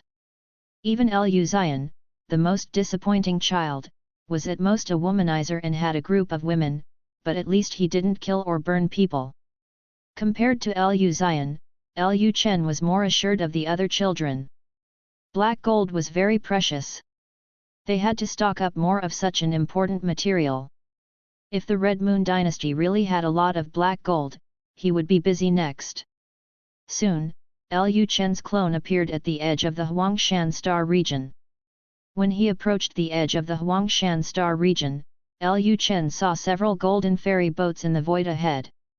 At this moment, on the ferry boat of the Changhong caravan, the people in the caravan were looking nervously at the strange ferry boats not far away. On the deck of the largest immortal boat of the Changhong caravan, a middle-aged man in black and red clothes frowned, staring at the immortal boat that was gradually approaching them. A caravan member said in the man's ear, "President, are they really controlling the immortal boat? Why don't I feel the flow of spiritual power on the immortal boat?" Yexing Teng did not answer the caravan member's words. His face became more serious. It was also the first time he encountered such a strange immortal boat. This so-called Great Xia Dynasty is probably not simple. He remembered that when he passed by here 5,000 years ago, there was no dynasty. Only 5,000 years have passed, and this star field has actually given birth to a dynasty, and the other party also has some strange things. As the starship that Lu Chen was riding on came to 2 kilometers away from the Changhong caravan, Yexing Teng came down from the immortal boat and brought a group of people to the front of the starship. "I wonder which adult is the person in charge." Lu Chen came out of the starship and stood on the top of the starship, looking at Yexing Teng and others in the distance, then used the system to identify their information, and after a glance, his eyes fell on Yexing Teng. Name, Yexing Teng. Identity, Chairman of the Changhong Caravan of the Red Moon Dynasty. Strength, 9th level of Gigzu Realm. Loyalty, 20. Lu Chen said, "I was sent by His Majesty to negotiate with you." Lu Chen did not plan to reveal his identity for the time being. He wanted to see what these people were going to do before considering whether to reveal his identity. After hearing Lu Chen's words, Ye Xinteng immediately said, Ye Xinteng, the president of the Chonghong caravan of the Red Moon Dynasty, greets this adult. Lu Chen nodded and said, My last name is Lu. Ye Xinteng then said, Lord Lu, I wonder if we can enter the Huangshan Star region now. Lu Chen asked, Before that, I need to ask President Ye a few questions. Ye Xinteng said, Please ask, Lord Lu. Lu Chen asked, I wonder why President Ye came to the Great Xia Dynasty this time. Ye Xinteng replied, We didn't come to the Great Xia Dynasty on purpose, but just happened to pass by the nearby star region, so we planned to come and see if there is anything we need. Lu Chen was a little surprised. Judging from Ye Xingteng's tone, Ye Xinteng did not lie. So, the other party really passed by here? Lu Chen smiled and asked, I wonder what President Ye needs. Hearing Lu Chen's question, Ye Xingteng's eyes fell on the starship. It was the first time he saw a starship that could move without the help of spiritual power. At this time, he had a strong interest in the starship. If they can buy a starship and study it carefully, and if they can also manufacture starships in the future, then Chonghong Caravan will definitely become the largest chamber of commerce in the universe. Although the strong can cross the void, some people with weaker strength can also take the ferry boat to other worlds, but the number of ferry boats in this universe is still too small.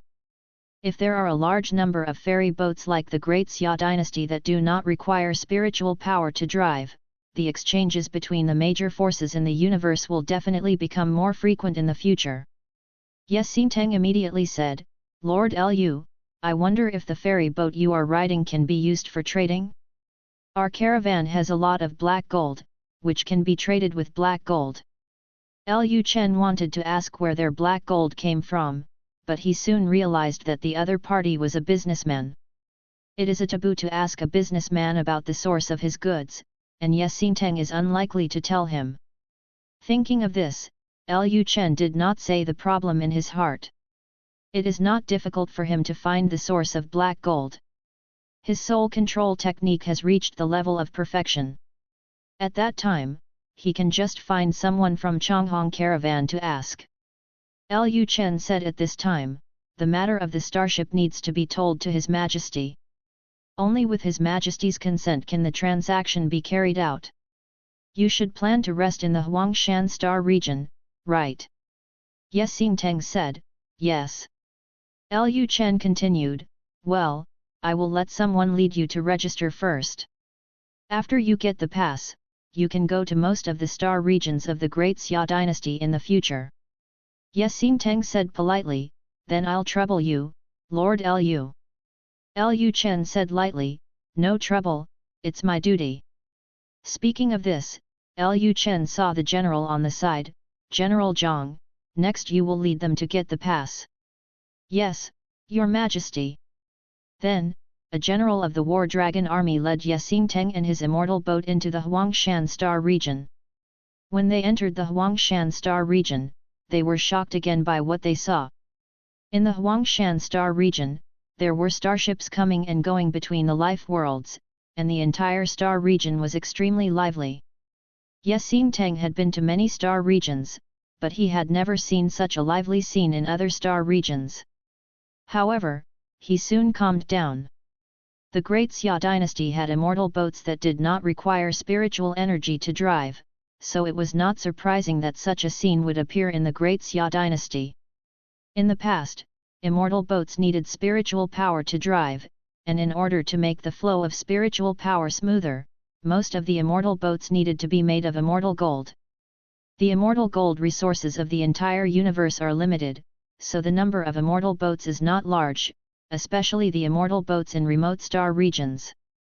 There are not many immortal boats, so naturally there will not be such a scene of immortal boats coming and going. Only those super dynasties, such as the outer periphery of the Emperor Star Qianyuan world of the Shinayu dynasty, can have such a scene. The immortal ships of the Great Xia Dynasty do not need to be driven by spiritual power, so naturally they do not need so much immortal gold, and the number of immortal ships will not be affected by the resources of immortal gold. After Yezington's observation, the immortal ships of the Great Xia Dynasty only used a little immortal gold on the surface of the defensive formation, and the other materials were relatively ordinary metal materials. Of course, the ordinary here refers to the fact that these metal materials can be manufactured, which is not as rare as immortal gold, but compared to this era, the materials for manufacturing starships are still relatively special. End of this chapter. Chapter 986 Yesingteng and number 039, S. Little Thoughts. Yesingteng couldn't imagine how frequent the exchanges between various forces in the universe would become if the technology of manufacturing immortal boats of the Great Xia Dynasty was promoted. The exchanges between major forces are usually more frequent. After all, there is no shortage of immortal boats among major forces. However, most medium-sized or small forces are often trapped in their star fields. Even if the cultivators above the Wanfa realm can directly build world channels to go to other worlds, they can only go to the nearby life world. Once small and medium-sized forces have immortal boats, the entire universe will inevitably become extremely lively. At this moment, Yesingteng seemed to see a scene of starships everywhere in the void of the universe in his mind. At this moment, a person from the Chonghong caravan whispered in Yezington's ear, "President Yat, these immortal boats may not be a good thing for us." Hearing this, Yesingteng came back to his senses. He didn't say anything, but frowned slightly. The reason why the Chonghong caravan has grown to its current size is mainly due to interstellar trade. Once the manufacturing technology of the immortal boat of the Great Xia Dynasty is leaked, no matter which force has the immortal boat in the future, those forces can go to other star fields to buy the resources they need, and the business of the Chonghong caravan will inevitably be affected. This is indeed not a good thing for the entire Chonghong caravan. Yesingteng pondered for a moment and made a decision in his heart. Such technology must be in the hands of their Chonghong caravan. Being able to create a dynasty means that there is at least one great emperor in the Great Xia Dynasty. Their Chonghong caravan only has one quasi-emperor, which is not the opponent of the Great Xia Dynasty. However, war has never been something the Ye family is good at, and Yesingteng has no intention of letting their quasi-emperor of the Ye family take action. He believes that someone will be interested in the affairs of the Great Xia Dynasty. The Huangshan Star region is not far from the Red Moon Dynasty. A new dynasty has appeared under the eyes of the Red Moon Dynasty. He believes that after the royal family of the Red Moon Dynasty knows about this, they will definitely have some ideas about the Great Xia Dynasty. In the next few days, Yesingteng successfully got the pass, and they went to various life worlds in the Huangshan Star region. When they entered those life worlds, they were shocked by the scenes in the life worlds again. They did not expect that ordinary people in the Great Xia Dynasty lived better than the cultivators in other star regions. This also made Yesingteng very curious about the emperor of the Great Xia Dynasty. What kind of emperor would create such a prosperous dynasty in a remote star region? When he came to the Huangshan Star region 5,000 years ago, even some cultivators in the Huangshan Star region did not have complete clothes to wear.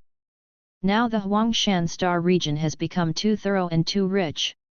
In just 5,000 years, Emperor Xia was able to make such a big change in the Huangshan Star region, which is really unbelievable. Tianhua World. In a hotel private room. Yesingteng sat in a window seat, looking at the flying cars in the sky outside, feeling as if he was in a dream. At this time, a member of the Ye family said, "President, we have purchased a large number of goods used by mortals according to your requirements." At this point, the member of the Ye family said in confusion, "President, although those things are rare, they are used by mortals after all. Our customers are all cultivators. Can we sell these mortal things back?" Mortals and cultivators are almost people from two different worlds. Few mortals have spiritual stones, and Yesingteng has people buy almost all things used by mortals, such as electric lights, mobile phones, etc. Some members of the Ye family really don't understand. If they use spiritual stones to take these mortal things back and sell them to mortals, wouldn't it be a big loss? And most mortals don't even have spiritual stones and can't afford these things. Hearing the doubts of the Ye family member, Ye Xinteng turned his head slightly and glanced at the people present, then laughed and said, "Things for mortals. You have to spend spirit stones to buy the sound transmission talisman, but a mobile phone only costs 10 low-grade spirit stones. As long as there is power, you can keep talking. Do you think there will be no cultivators who buy such things? A sound transmission talisman requires 2 low-grade spirit stones. The key is that the sound transmission talisman will soon become invalid after use, but the mobile phones of the Great Xia Dynasty will not. As long as there is power, the mobile phones of the Great Xia Dynasty can be used all the time. Of course, the mobile phones of the Great Xia Dynasty are different from those on Earth. The mobile phones of the Great Xia Dynasty use special materials to make antennas. Even without satellites and base stations, they can communicate over long distances.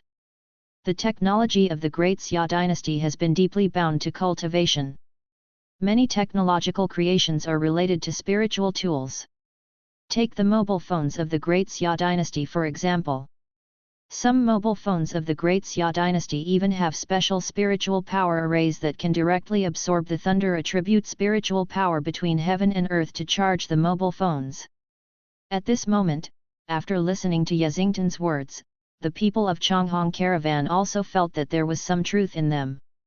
Many things used by mortals, even they wanted, so naturally the cultivators of other star fields would also be interested. Ye Xinteng said at this time, "Now it depends on whether Emperor Xia is willing to sell the starship to us." Although those strange things of mortals can barely catch Ye Xingtan's eyes, what interests Ye Xinteng most is the starship of the Great Xia Dynasty. As soon as Ye Xinteng finished speaking, Ye Xingtan's mobile phone rang. Ye Xinteng immediately took out his mobile phone. The caller was an unfamiliar number. After Ye Xinteng answered the phone, he asked, "Who is it?" Lu Chen smiled and said, "President Ye, our emperor has agreed to sell the starship. Where are you now? Come to the Ministry of Commerce to sign the contract." Hearing this, Ye Xinteng was stunned. He had to work hard, but he didn't expect that Emperor Xia would agree to sell the starship so quickly. After Ye Xinteng came to his senses, he said excitedly, "Thank you, Lord Lu, we will come to the Ministry of Commerce now." "Okay, that's it for now. See you at the Ministry of Commerce later." After that, Lu Chen hung up the phone. Ye Xinteng immediately stood up and said to the other members of the Changhong Caravan, "Let's go to the Ministry of Commerce." Hearing this, a member of the Changhong Caravan said worriedly, "President, Daxia agreed so easily, is there any fraud?" Ye Xinteng said lightly, "If there is a fraud, do you think we can still stay here safely now? The one with the highest cultivation among them is the President Ye Xinteng, who is only at the 9th level of Gigzu realm. During their time in the Daxia dynasty, they have even met many saints. If the Daxia dynasty really wanted to do something to them, they would have taken action long ago and would not have waited until now." After hearing Ye Xingtan's words, the people of the Changhong Caravan felt that it made sense, so they didn't say anything more, and then the group immediately went to the office building where the Ministry of Commerce of Tianhuo Imperial Capital was located. As soon as Ye Xinteng and his party entered the gate of the Great Xia Dynasty's Ministry of Commerce, they saw Lu Chen waiting at the door. Lu Chen said with a smile, "Welcome President Ye to the Great Xia Ministry of Commerce." Ye Xinteng saluted and said, "Hello, Lord Lu." Lu Chen then said, "Please follow me." End of this chapter. Chapter 987 Black Gold Exchange Starship. Under the leadership of Lu Chen, Ye Xinteng and his party arrived at a conference room. When they entered the conference room, there were already people waiting in the conference room. When they saw Lu Chen coming in, everyone in the conference room quickly stood up and saluted Lu Chen respectfully, "I have met, sir." Lu Chen waved his hand, "Everyone, please take a seat."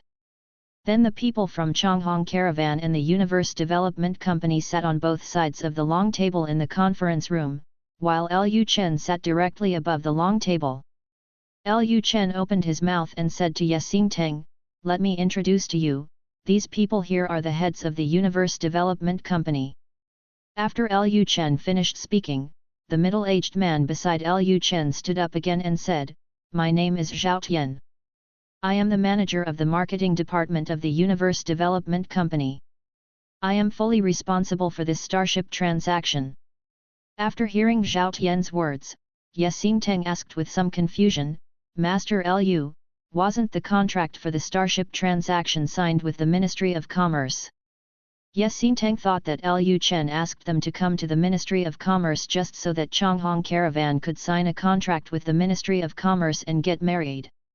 Unexpectedly, they did not see officials from the Ministry of Commerce after they entered the Ministry of Commerce. Instead, they were negotiating with the Universe Development Company. Lu Chen replied, "No, the Ministry of Commerce is only responsible for taking the lead. Under normal circumstances, the Ministry of Commerce will not interfere with the normal operations of Daxia Company, even if the Universe Development Company is an imperial company." Hearing this, Yexingteng reacted, "That's it. Yexingteng has been in Daxia Dynasty for a while and already has some understanding of Daxia Dynasty. He understands what the company is and what the company does. In his understanding, the company is no different from their Ye family's Changhong Chamber of Commerce." Lu Chen then said, "Okay, the next issue is the transaction price of the starship. Manager Zhao, President Ye, you can start." Zhao Tian said directly, "President Ye, I don't know what kind of transaction method you plan to use to buy the starship from us." Yexingteng replied, "If possible, we would like to use the best spiritual stones as the trading currency, but I believe that the Universe Development Company will not have much interest in the spiritual stones. Although spirit stones are a common currency in the entire universe and can be bought no matter where you go, for some precious resources, most people will not sell them for spirit stones, but keep them in exchange for things waiting to be traded for other precious resources. Starships are not a precious resource compared to the Great Xia Dynasty, but starships are a rare thing for the entire universe, so Yexingteng believes that the Universe Development Company will not use starships as normal commodities at the beginning. Stone trading. There is a high probability that Space Development Company will adopt the barter for bargain method. Moreover, the Universe Development Company is a royal enterprise. Although Lu Chen just said that the Great Xia Court will not interfere with the company's operations, as a royal enterprise, the Universe Development Company will inevitably serve the royal family. In other words, behind the Universe Development Company is Emperor Xia. As the master of the Great Xia Dynasty, how could Emperor Xia be interested in spiritual stones? After hearing what Yexingteng said, Zhao Tian said, "What President Ye said is that we really have no interest in spiritual stones. We heard that President Ye's caravan brought a lot of black gold." Yexingteng was not surprised at all by Zhao Tian's words. Black gold is a substance that can restrain the devil. Moreover, black gold is very rare and is considered a relatively precious resource. Although there are not many demons in the universe, the existence of demons has always been a sword hanging over the heads of cultivators. No one knows whether they encountered demons that day. And even if there is no demon, black gold has the same suppressive effect on demon envoys and demon cultivators, so as long as they are decent forces, they will find ways to hoard some black gold to make weapons. The special characteristics of black gold make the price of black gold very expensive. Of course, most of the time, black gold is not purchased with spiritual stones, but bartered. Yexingteng said with a smile, "It turns out that the Universe Development Company is interested in black gold, but we just don't know how much black gold the Universe Development Company needs." Zhao Tian said calmly, "We will take as much as you have." This. Yexingteng was stunned. They brought a lot of black gold this time, filling several ferry boats. You must know that the ferry boats they use to transport goods are space spiritual weapons and can carry a lot of cargo. One ferry boat can carry goods equivalent to the weight of hundreds of thousands of people. Ye Xinteng came to his senses and said, "We have black gold for 4 ferry boats. Manager Zhao, are you sure that Universe Development Company needs so much black gold?" Zhao Tian said, "This is natural.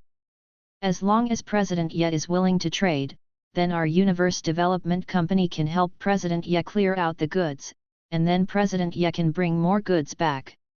Lu Chen and the others knew about Ye Xingtan's recent large-scale purchase of Daxia products. If the original goods on the ferry boat were emptied, then Ye Xingteng and the others would naturally be able to bring back more goods. Seeing what Zhao Tian said, Ye Xingteng naturally would not refuse. Anyway, they had no use for the black gold. They also exchanged it for black gold from other star regions. If necessary, they would return to that star region when the time comes. Just exchange for black gold. Ye Xinteng then said, "Okay, I agree to use black gold as a trade, but we need 15 Tianzi starships." Hearing Ye Xingtan's words, Zhao Tian was stunned for a moment. He glanced at Lu Chen, then coughed and said, "President Ye, you have been in the Great Xia Dynasty for a while, so you should know the types of starships. The starships of the Universe Development Company have 6 levels: God, Saint, Heaven, Earth, Xian, and Huang. The higher the level of the starship, the more powerful the function. The Tianzi starship is already a war starship equipped by the War Dragon Army. How could the Great Xia Dynasty sell such a starship casually?" Ye Xinteng smiled and said, "That's natural." Zhao Tian continued, "Then President Ye should know that the Tianzi starship has a complete range of functions and is a combat starship. Only the Great Xia War Dragon Army can use it. It is not for sale." Ye Xinteng said lightly, "I believe that anything valuable can be traded as long as the price is reasonable. The so-called non-saleable items are nothing more than not enough money. The Ye family is originally a business family. In their view, no matter what kind of thing has a specific value, as long as the price is right, anything can be traded." Zhao Tian thought for a moment, then said, "The Tianzi starship is a controlled thing, and this is not something I can decide." Speaking of this, Zhao Tian looked at Lu Chen and asked, "I wonder what Mr. Lu thinks." Zhao Tian had no choice but to throw this question to Lu Chen. After all, Lu Chen was the Emperor of Heaven, and only he was qualified to ask to sell the Tianzi starship to other star regions. Lu Chen smiled and said, "President Ye is right, anything can be traded as long as the price is reasonable, but we have to see how much black gold President Ye brought before we can give a question."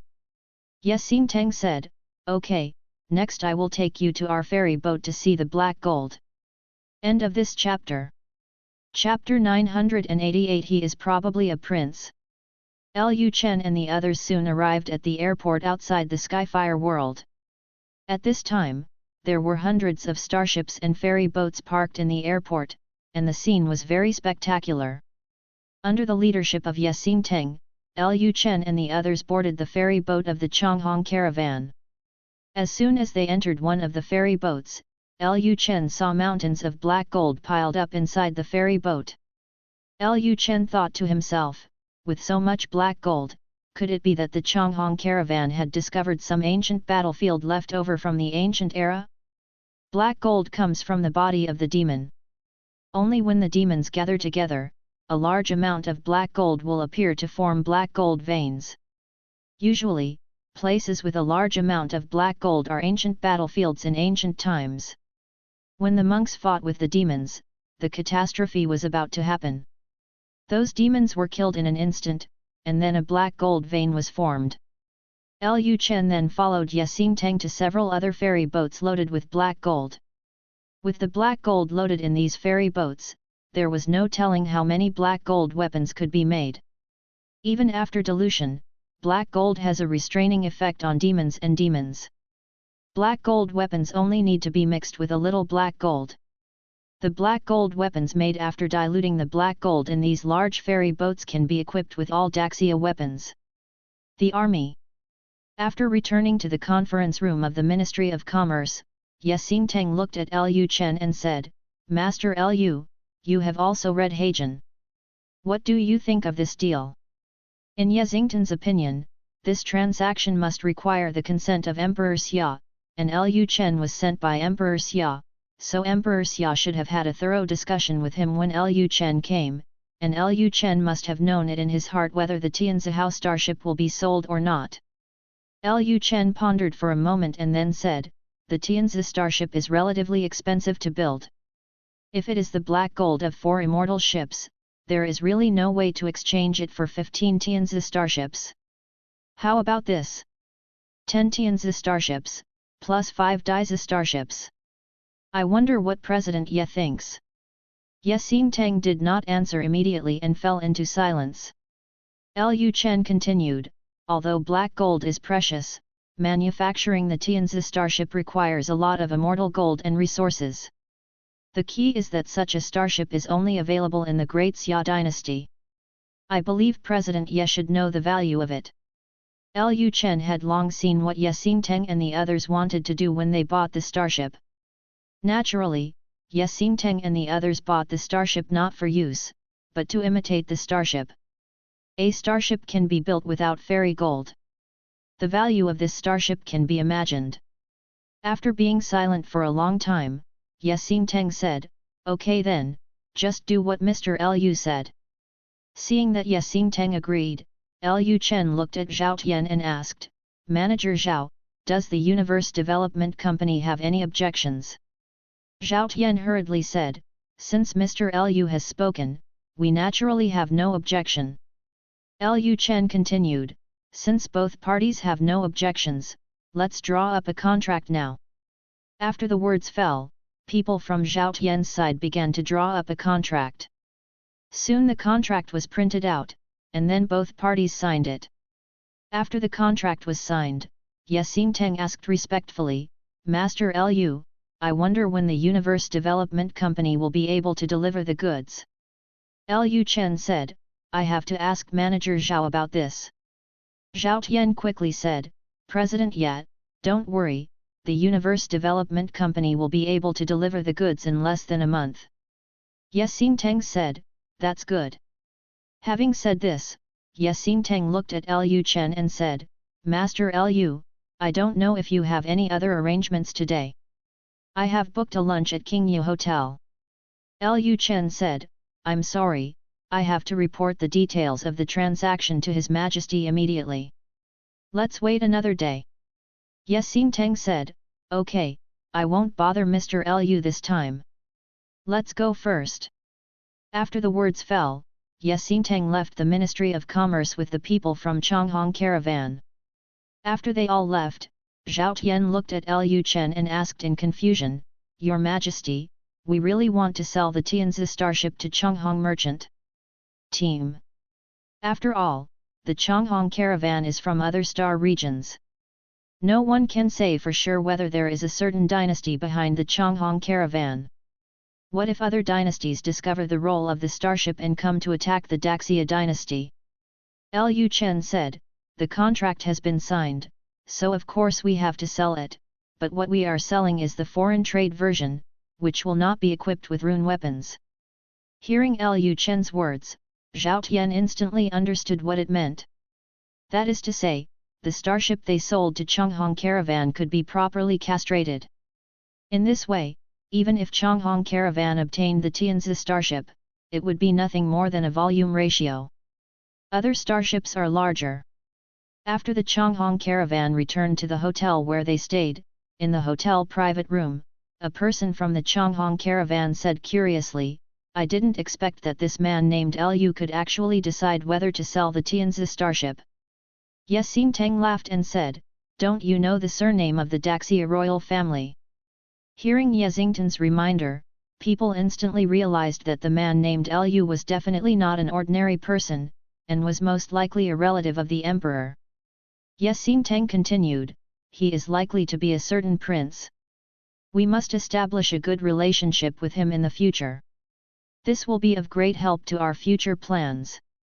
A member of the Ye family said, no wonder the president invited him to Qingyu Hotel just now.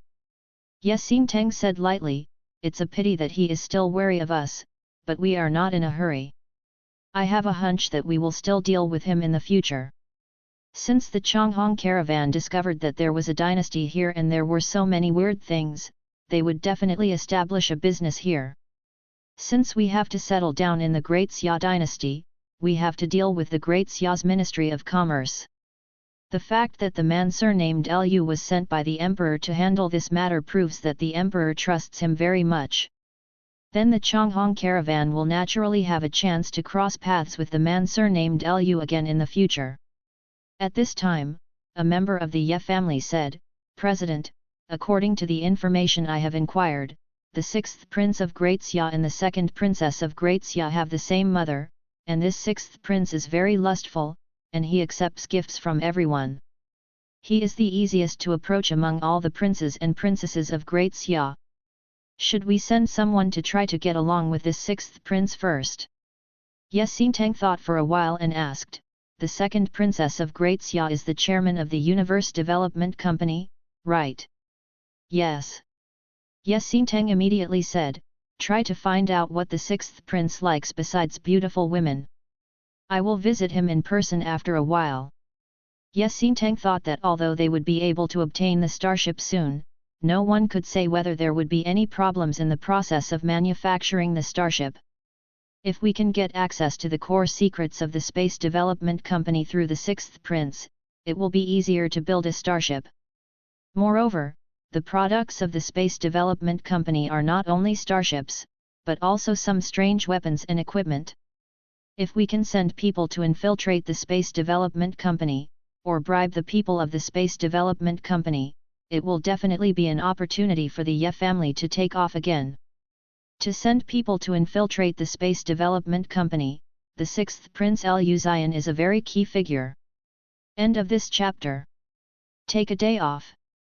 I have a cold and my head is uncomfortable, so I need to take a day off. End of this chapter. Subscribe to Chinese Novel Audio Wave. Chapter 990 Borrowing People.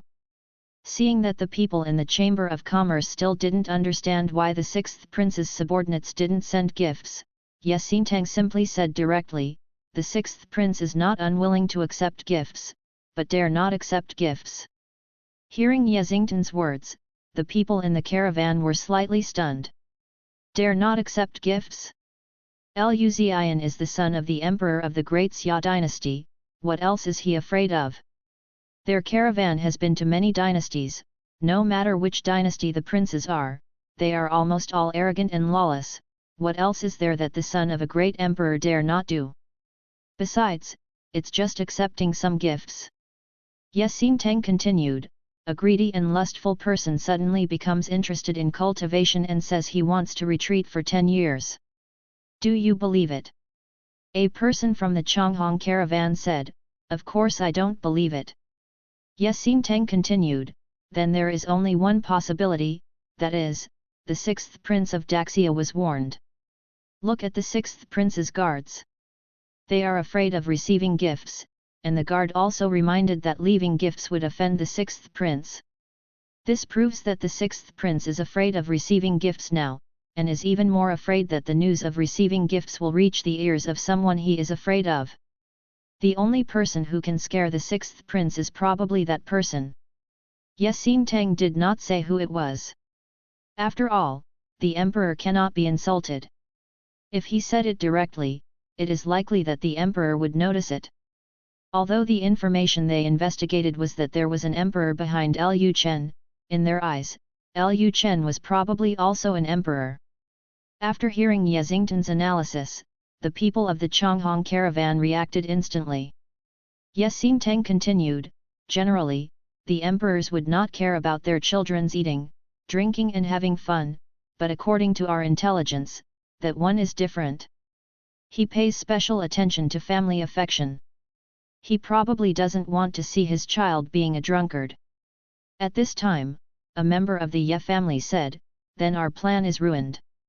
If it is really as they guessed, the so-called 10 years of seclusion of the 6th prince is probably 10 years of house arrest by the Emperor of Heaven. It will be difficult for them to see the 6th prince in these 10 years, and their plan will be ruined." Ye Xintang said lightly, "It's just 10 years.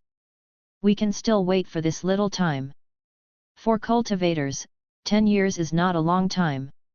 It takes them many years to return to the Red Moon Dynasty, and then they have to spread the news of the Great Xia Dynasty, which also takes some time. 10 years is not enough to get those things in the Great Xia, so they don't have to be too anxious. And the manufacturing method of the starship alone is worth waiting for 10 years. Seeing that President Ye Xingteng said so, the other people in the Changhong caravan didn't say anything more. After a while, the Changhong caravan and the Universe Development Company completed the transaction, and all the starships in the transaction were handed over to the Changhong caravan. But when the people of the Changhong caravan saw the densely packed buttons on the starship, everyone in the Changhong caravan was stunned. To control the immortal boat, they only needed to infuse spiritual power into the spiritual power core. For them, the control of the starship was simply too difficult. In fact, the Universe Development Company is also trying to reduce the number of buttons on the starship to make the control of the starship easier.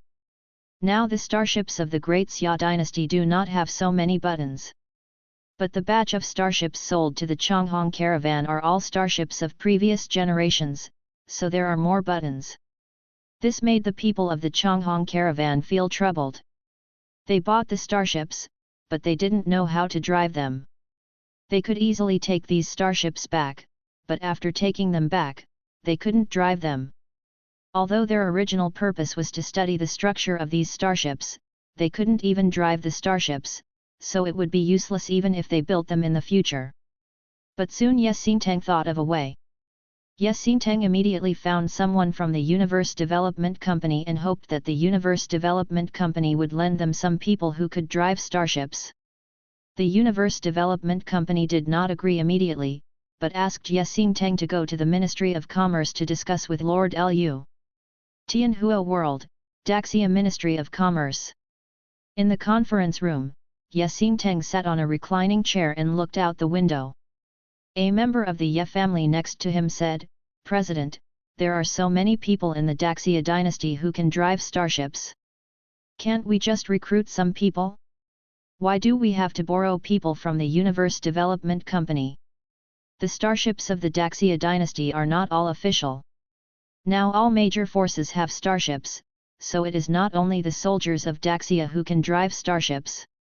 In the eyes of some people in the Changhong caravan, if they want to recruit people to drive starships, they only need to spend a lot of money to hire some people from the public, and there is no need to borrow people from the Universe Development Company." Ye Xingteng glanced at the Ye family member and said, "What do you know? How many people in the civilian world can drive a starship of the Tianzi level? You don't think that all starships are the same, do you? Since the levels of starships are different, the control methods are naturally very different." Most people in the Changhong caravan thought that the control logic of starships and immortal boats was similar. In their opinion, no matter what level of immortal boat, the control method is to directly control the central formation of the immortal boat, so the control methods of starships of all levels should also be universal. After hearing what Ye Xingteng said, everyone in the Changhong caravan was stunned for a moment, and one of them said, "President, aren't they all starships? How can the control methods be different?" Ye Xingteng said, "Starships are not immortal ships. As for why the Universe Development Company makes a distinction between the control methods of starships, we have to ask them. If we don't have people who can control the Tianzi starship, even if we take these starships back, they may be a pile of scrap metal." Ye Xingteng originally planned to spend a high price to invite some people who can control starships from the Huangshan Star region to teach them how to control starships. As a result, the people they invited could not understand the buttons on the Tianzi starship at all. Later, Ye Xingteng understood what was going on. The Tianzi starship was an armed starship used by the War Dragon army and a war weapon, while the starships used by the people of Daxia were just some cargo ships. They did not need so many functions or buttons. Now, only the soldiers of the War Dragon army and the people of the Universe Development Company can control the Tianzi starship. If the Changhong caravan wants to learn how to control the Tianzi starship, it has to borrow people from the Universe Development Company or the Daxia court. At this time, there was a sound of footsteps outside, and the people in the conference room instantly quieted down. Soon, Lu Chen appeared at the door of the conference room. Ye Xinteng quickly stood up and said, "Hello, Lord Lu." Lu Chen also said with a smile, "President Ye, long time no see. I wonder what brings you to the Ministry of Commerce today?" Ye Xinteng said directly, "Lord Lu, it's like this. This is also our first time to contact a starship. We don't know how to control a starship, so we want to borrow some people from the Space Development Company." Hearing this, Lu Chen said, "I see, this is easy." End of this chapter. Chapter 991, Changhong Caravan returns. Lu Chen had already guessed that Ye Xinteng would come to borrow people, and he had been waiting for Ye Xinteng to come to borrow people. Seeing that Lu Chen seemed to agree, Ye Xinteng asked tentatively, "I wonder how much remuneration Lord Lu needs?" Lu Chen said with a smile, "Originally, the Universe Development Company sells your starships, so it is naturally the Universe Development Company's responsibility to teach you how to control the starships. There is no need to pay additional fees. It's just that I have an unkind request. I don't know if President Ye can agree to it." Ye Xinteng asked curiously, "I wonder what Master Lu needs me to do?" "Master Lu, just say it, as long as I can do it, I will definitely help Master Lu."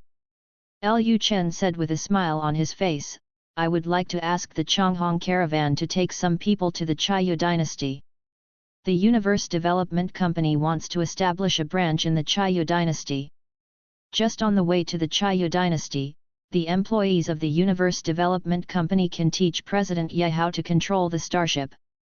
I wonder what President Ye thinks." This. Ye Xinteng didn't expect that Lu Chen had this idea, but having said that, the Scarlet Moon Dynasty was not far away from gathering Daxia Dynasty. Even if he didn't take them to the Scarlet Moon Dynasty, Daxia Dynasty's business would be done sooner or later. Go to the Xia Dynasty. Only. Bringing the Great Xia Dynasty's caravan to the Xia Dynasty now would not be a good thing for the Changhong caravan or the Ye family. The Changhong caravan just purchased a lot of goods from the Great Xia Dynasty and planned to sell them to the Scarlet Moon Dynasty. If the Great Xia Dynasty's caravan also expanded to the Scarlet Moon Dynasty, wouldn't the business of their Changhong caravan be robbed? Although Ye Xinteng was already planning to win over some dynasty forces to destroy the Great Xia Dynasty, this process was relatively long, and it was not possible for him to win over several dynasties to take action against the Great Xia Dynasty with just one word. Seeing Ye Xinteng's hesitation, Lu Chen immediately guessed what he was thinking. Lu Chen continued, "President Ye, you don't have to worry that the Universe Development Company will compete with the Changhong Caravan for business. At that time, we can sign an agency contract. All the goods produced by the Great Xia Dynasty will be handed over to the Changhong Caravan for the Xia Dynasty. Sell." As a businessman, Ye Xinteng naturally understood what the so-called agent meant, but he still had some resistance in his heart. But Ye Xinteng soon thought that it might not take 500 years for the Daxia Dynasty to be destroyed.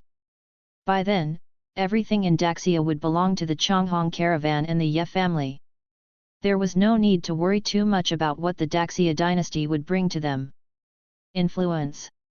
Thinking of this, Ye Xinteng said, "Okay, I promise you." Seeing that Ye Xinteng agreed, a smile appeared on Lu Chen's lips, "Then it will be a pleasure to cooperate."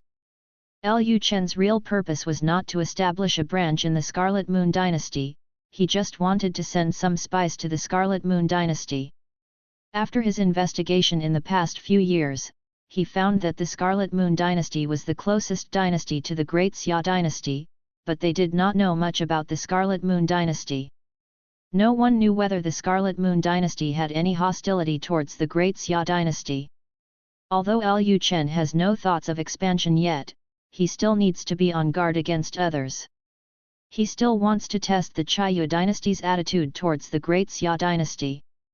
and he believed that since the Great Xia Dynasty had discovered the existence of the Scarlet Moon Dynasty, the Scarlet Moon Dynasty should also have noticed the existence of the Great Xia Dynasty. Now even the caravans of the Scarlet Moon Dynasty have appeared in the Great Xia Dynasty. It is definitely impossible to say that the Red Moon Dynasty does not know about the Great Xia Dynasty. After the Chonghong caravan brought people from the Universe Development Company into the Chayu Dynasty, if the other party directly killed the people from the Universe Development Company, it would prove that the Chayu Dynasty was hostile to the Great Xia Dynasty. If the Chayu Dynasty did not immediately destroy the branch of the Universe Development Company, but chose to contact the Xia Dynasty through the Universe Development Company, then it would be possible to find out the specific strength of the Chayu Dynasty through the Universe Development Company. Half a year later, the Chonghong caravan's immortal boat took the people from the Universe Development Company on the road to the Chayu Dynasty. The Chonghong caravan was a caravan, and it would not directly return to the Chayu Dynasty, but would enter the Chayu Dynasty. On the way to the Yu Dynasty, he did business with the forces in various star regions. In this way, even if the Scarlet Moon Dynasty and the Great Xia Dynasty are not far apart, it will still take several years for the Chonghong caravan to return to the Scarlet Moon Dynasty. Of course, the most indispensable thing for cultivators is time. In the past few years, the employees of the Universe Development Company who followed the Chonghong caravan to the Chayu Dynasty have also established many branches in other star regions. As a result, the scope of influence of the Xia Dynasty continued to expand, although this was not Lu Chen's original intention. Scarlet Moon Dynasty. Baiun Star Territory, Wind Sea World. In the void, huge starships reflecting metallic light were slowly approaching the Fenghai world. The cultivators who were in the void were stunned when they saw these starships. This was the first time they saw immortal boats that did not require the use of spiritual power. On a palace on the top of a mountain in Fenghai world, a middle-aged man felt that a large number of immortal boats were approaching Fenghai world, and immediately said to himself, "What is going on? Why are so many immortal boats appearing in Fenghai world today?" Sea world. As soon as the middle-aged man finished speaking, a man descended from the sky and ran to the middle-aged man and said, "World Master, something bad is going on. There are many immortal boats approaching the Fenghai world, and some of them are particularly weird and have no spiritual power. You can move forward in the void." Hearing this, Ji Moxun frowned even more deeply. It was the first time he heard of a ferry boat that did not need to be driven by spiritual power. No, he had to go out and take a look, in case it was an enemy invasion. Fenghai world is located on the edge of the Baiun Star region and the edge of the Red Moon Dynasty. Fenghai world has the responsibility to prevent enemy invasion. As the master of Fenghai world, Ji Moxun must go out to investigate any disturbance in the star region around Fenghai world. At this time, Ji Moxun came directly to the void without any hesitation. As soon as he entered the void, his eyes were immediately attracted by the ferry boats reflecting the metal light. After his exploration, he found that those ferry boats did not rely on spiritual power to drive them forward. It seemed that some blue flames were driving those ferry boats forward. At this moment, Ji Moxun suddenly found that among these metal ferry boats, there were some ferry boats with flags representing the Chonghong caravan. As a member of the Red Moon Dynasty, Ji Moxun knew the Chonghong caravan very well, but it was the first time he saw such a metal ferry boat in the Chonghong caravan. Ji Moxun thought to himself, where did the Chonghong caravan get so many strange ferry boats? Just when Ji Moxun was distracted, a familiar voice came, "Master Ji, long time no see." As soon as the voice fell, Ye Xingteng appeared in front of Ji Moxun. Seeing that it was Ye Xingteng, Ji Moxun was completely relieved. He smiled and said, "President Ye, where did you get this ferry boat from? How can it be activated without spiritual power? I thought it was an invasion by enemies from other dynasties." End of this chapter. Chapter 992. The Red Moon Dynasty is about to change. The Red Moon Dynasty is now in a turbulent period, and there are more and more rumors about the death of the royal ancestor. The royal ancestor of the Red Moon Dynasty is the only great emperor of the Red Moon Dynasty. Everyone knows how important the great emperor is to a dynasty. When the Red Moon Dynasty's great emperor's deadline was approaching, the cultivators of the Red Moon Dynasty were extremely panicked. No one could say whether other dynasties would attack the Red Moon Dynasty at this time. As long as a war breaks out between dynasties, many people will inevitably die. Even forces that intend to surrender from the beginning will be swept up in the war. Jimoxun has lived in fear over the years. Fenghai World is located on the edge of the Red Moon Dynasty. Once a war breaks out, Fenghai World is likely to be attacked first. The arrival of the Chonghong caravan really scared Jimoxun. After hearing Jimoxun's words, Yexingteng smiled and said, "When did Lord Ji become so timid?" Jimoxun said, "Timid? President Ye probably doesn't know what happened in the Red Moon Dynasty yet, right?" Yexingteng asked puzzledly, "What happened?" Jimoxun glanced at the immortal boats behind Yexingteng, and then said, "This is not a place to talk, follow me." As soon as the voice fell, Jimoxun's body disappeared. Yexingteng followed Jimoxun to a meeting hall in the Fenghai World. After entering the hall, Jimoxun set up a soundproof formation. Seeing Jimoxun so cautious, Yexingteng became more curious about what happened in the Red Moon Dynasty recently. After setting up the soundproofing array, Jimoxun said directly, "President Ye, the Red Moon Dynasty is about to change." Yexingteng asked seriously, "Why is this?" Soon, Yexingteng thought of something. Before Jimoxun could answer, Yexingteng said again, "Is it that the end is coming?" When Yexingteng left the Red Moon Dynasty, he heard the rumor that the royal ancestor was about to die, but few people knew about it at that time. Jimoxun nodded and said, "Yes, there have been many spies from the Red Moon Dynasty in recent days, and no one knows when those dynasties will attack the Red Moon Dynasty." Hearing Jimoxun's words, Yexingteng suddenly thought of those people from the Universe Development Company. If the people from the Universe Development Company were brought into the Red Moon Dynasty, wouldn't the affairs of the Red Moon Dynasty be known to the Great Xia Dynasty? For a while, Yexingteng was a little embarrassed. If he didn't bring the people from the Universe Development Company into the Red Moon Dynasty now, it would definitely arouse the suspicion of the Great Xia Dynasty. Even if he didn't bring them into the Red Moon Dynasty, the Great Xia Dynasty could still send spies into the Red Moon Dynasty. And for now, the Great Xia Dynasty doesn't seem to have any plans to expand outward, and the overall atmosphere of the Great Xia Dynasty is more inclined to internal development. Yexingteng has been in the Great Xia Dynasty for a while.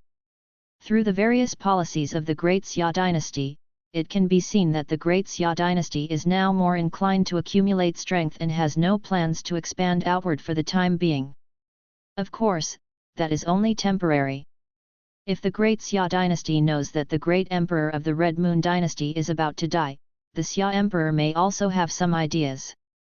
After thinking for a long time, Yexingteng finally decided to bring the people from the Universe Development Company into the Red Moon Dynasty. They have already come here, and it is unreasonable not to bring them into the Red Moon Dynasty. And before he has won over enough forces to deal with the Great Xia Dynasty, he dare not rashly kill the employees of the Universe Development Company. Seeing that Yexingteng was still silent, Jimoxun continued, "I really envy your Ye family. You have good relations with all the major dynasties.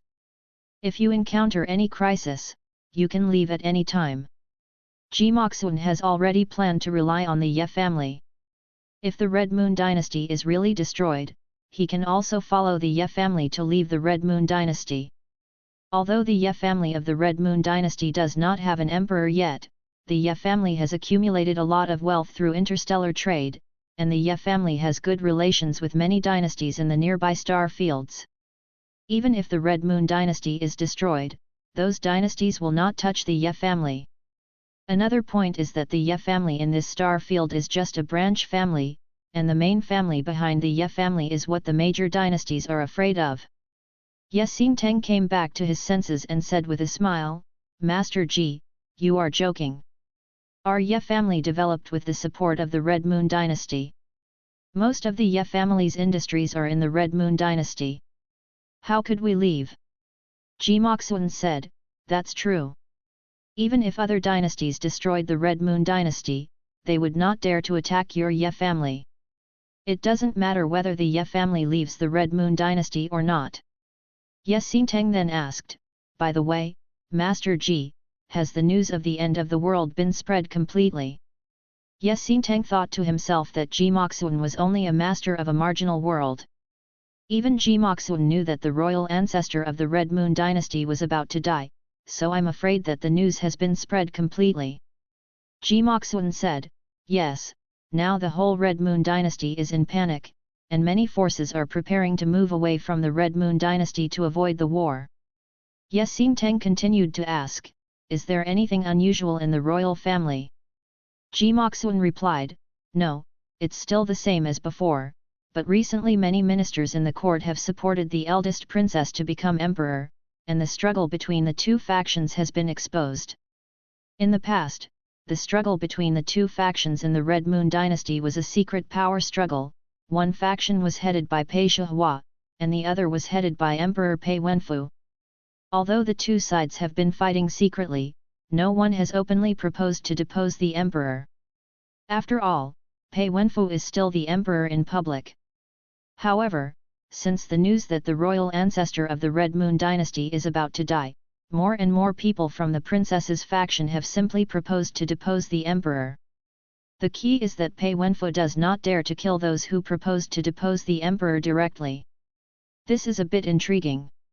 Pei Wenfu, an emperor, dares not kill those who offend him. He is already a cowardly emperor. After listening to Ji Moxun's words, Ye Xinteng basically believed the rumor that the royal ancestor is about to die. Ye Xinteng then said, it seems that the rumor is true. If it weren't for the fact that the ancestor is about to die, the people from the princess's faction would not dare to be so bold. Pei Shihua is a quasi-emperor, and his strength is far superior to Pei Wenfu. Once the royal ancestor dies, Pei Shihua will be the strongest in the royal family, so the people from Pei Shihua's faction saw hope, and became bolder, daring to openly propose to depose the emperor. Seeing Ye Xinteng fall into deep thought again, Ji Moxun asked tentatively, President Ye, I wonder which side the Ye family is on. Hearing this question, Ye Xinteng smiled and said, the Ye family has not told me about the changes in the Red Moon Dynasty so far, and I guess they will not take sides. And how can I, a member of the Ye family's side branch, know the thoughts of the ancestors of the Ye family? Ye Xinteng is the president of the Changhong Chamber of Commerce. He seems to have a very high status, but in the Ye family, Ye Xinteng is just an elder of the side branch. He didn't even know about the changes in the Red Moon Dynasty, and he only knew about it through Ji Moxun. From this point, we can see how his status in the Ye family is. Of course, no matter how low Ye Xingteng's status in the Ye family is, for Ji Moxun, Ye Xinteng is still a big man worth relying on. End of this chapter. Chapter 993 The Emperor Who Surrendered to the Enemy. After hearing what Ye Xinteng said, Ji Moxun said, President Ye is being humble. Who doesn't know that President Ye's Changhong Chamber of Commerce has accumulated a lot of wealth for the Ye family, and he is the most valued candidate for the head of the Ye family. Ye Xinteng just smiled and did not continue the topic, but said, okay, let's not talk about this anymore. Since such a big change has happened in the Xia Dynasty, I have to hurry up and go back to the Ye family. Ji Moxun asked at this time, by the way, President Ye, where do your immortal boats that do not require spiritual power come from? He had asked this question before, but Ye Xinteng did not answer. He was still curious about the origin of these strange fairy boats. Ye Xinteng replied, I bought it from other dynasties. Ye Xingteng's answer was very vague. Seeing that Ye Xinteng did not directly tell him which dynasty he bought it from, Ji Moxun instantly understood that Ye Xinteng did not want people to discover the financial path of the Changhong caravan, so he wisely did not continue to ask. Afterwards, the two exchanged some polite words, and Ye Xingtang returned to the caravan, but he still let the Changhong caravan stay in Fenghai world for a few days to replenish supplies. After almost resting, the Changhong caravan once again embarked on the starry journey to the imperial capital. Scarlet Moon Dynasty. Red Moon World, Royal Palace. In the imperial study room, Pei Wenfo looked at the memorial on the table and became extremely angry. He suddenly stood up and overturned the desk. The memorials on the desk were instantly thrown to the floor. Reverse, reverse. Everyone turned against me. Do you really think I don't dare to kill them? In the past, officials from Pei Shihua's faction only made some small moves in secret, and at least on the surface they still respected him as the emperor. But since the news that the royal ancestor's death was approaching, the officials of Pei Shihua's faction have become very crazy. Not only did they dare to directly express their thoughts on deposing the emperor in public, they even wrote a memorial to him, suggesting that he should give up the throne to someone more capable and don't harm the Xia dynasty. As an emperor, who can bear it when his ministers write memorials to persuade him to abdicate? The key is that the person who wrote the memorial was not just one person, but a group of people. Now almost more than half of the ministers in the court are on Pei Shihua's side. Not only the ministers, but also the vassal kings and clan members of the Xia dynasty had the idea of deposing the emperor. At this time, Pei Wenfo just wanted to kill Pei Shihua, but unfortunately, he did not have the ability, and he could not find anyone who could kill Pei Shihua. At this moment, a feminine voice sounded in the imperial study room, "Hey, who provoked the Moon Emperor and made the Moon Emperor so angry?" This voice is obviously a man's voice, but it is as feminine as a woman's and sounds a bit effeminate. As soon as he finished speaking, a man wearing purple clothes and holding a folding fan appeared in the imperial study. The man exuded a strong yin energy and looked very evil. Seeing the arrival of this man, Pei Wenfo didn't seem very surprised. His anger also dropped a lot. Then he said coldly to the man in purple, "What are you doing here?" Feng Tengfei covered half of his face with a folding fan and said in a girlish tone, "Of course I'm here to help the Moon Emperor make up his mind. If the Moon Emperor continues to waste time, I'm afraid it won't be long before the Red Moon Dynasty will have another female emperor." After hearing Feng Tengfei's words, Pei Wenfo fell into silence. At this time, Feng Tengfei put away the folding fan, walked slowly to Pei Wenfo, and said in Pei Wenfo's ear, "Your ancestor's end is approaching, and the only way to save the Red Moon Dynasty is to surrender to us. Even if your Red Moon Dynasty really, even if it were a female emperor, she wouldn't be able to hold on for long. And as long as you agree to our request, not only can you keep the Red Moon Dynasty, but you can also eliminate Pei Shihua, the biggest threat to you. Kill two birds with one stone, why not?" Hearing Feng Tengfei's bewitchment, Pei Wenfo clenched his fists. Of course he knew there might be a trap.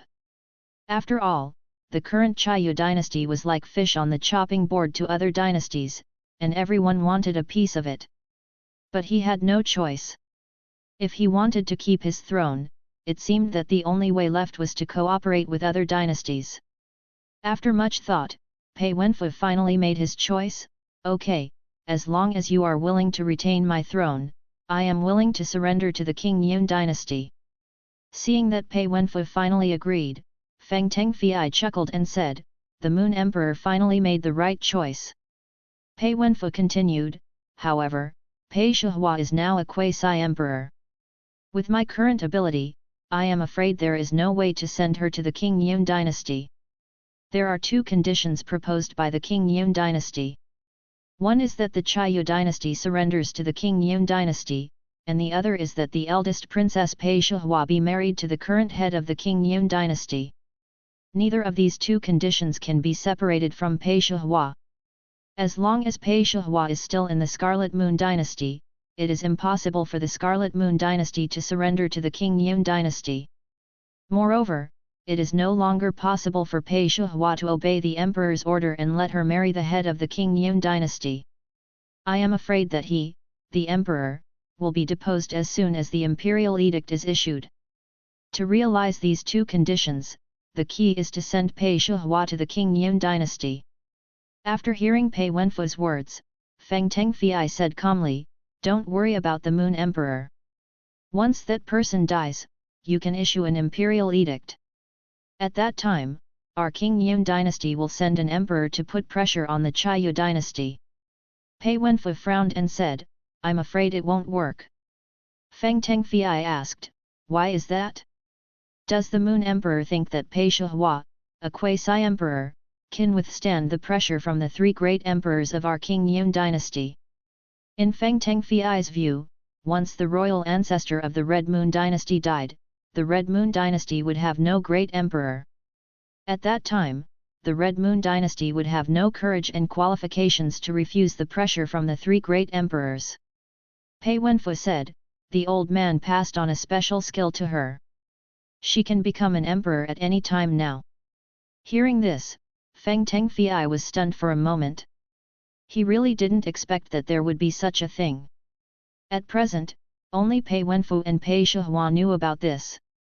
It was normal for Feng Tengfei not to know. The smile on Feng Tengfei's face had disappeared. He originally thought that the Red Moon dynasty was already at the end of its strength and was easy to control.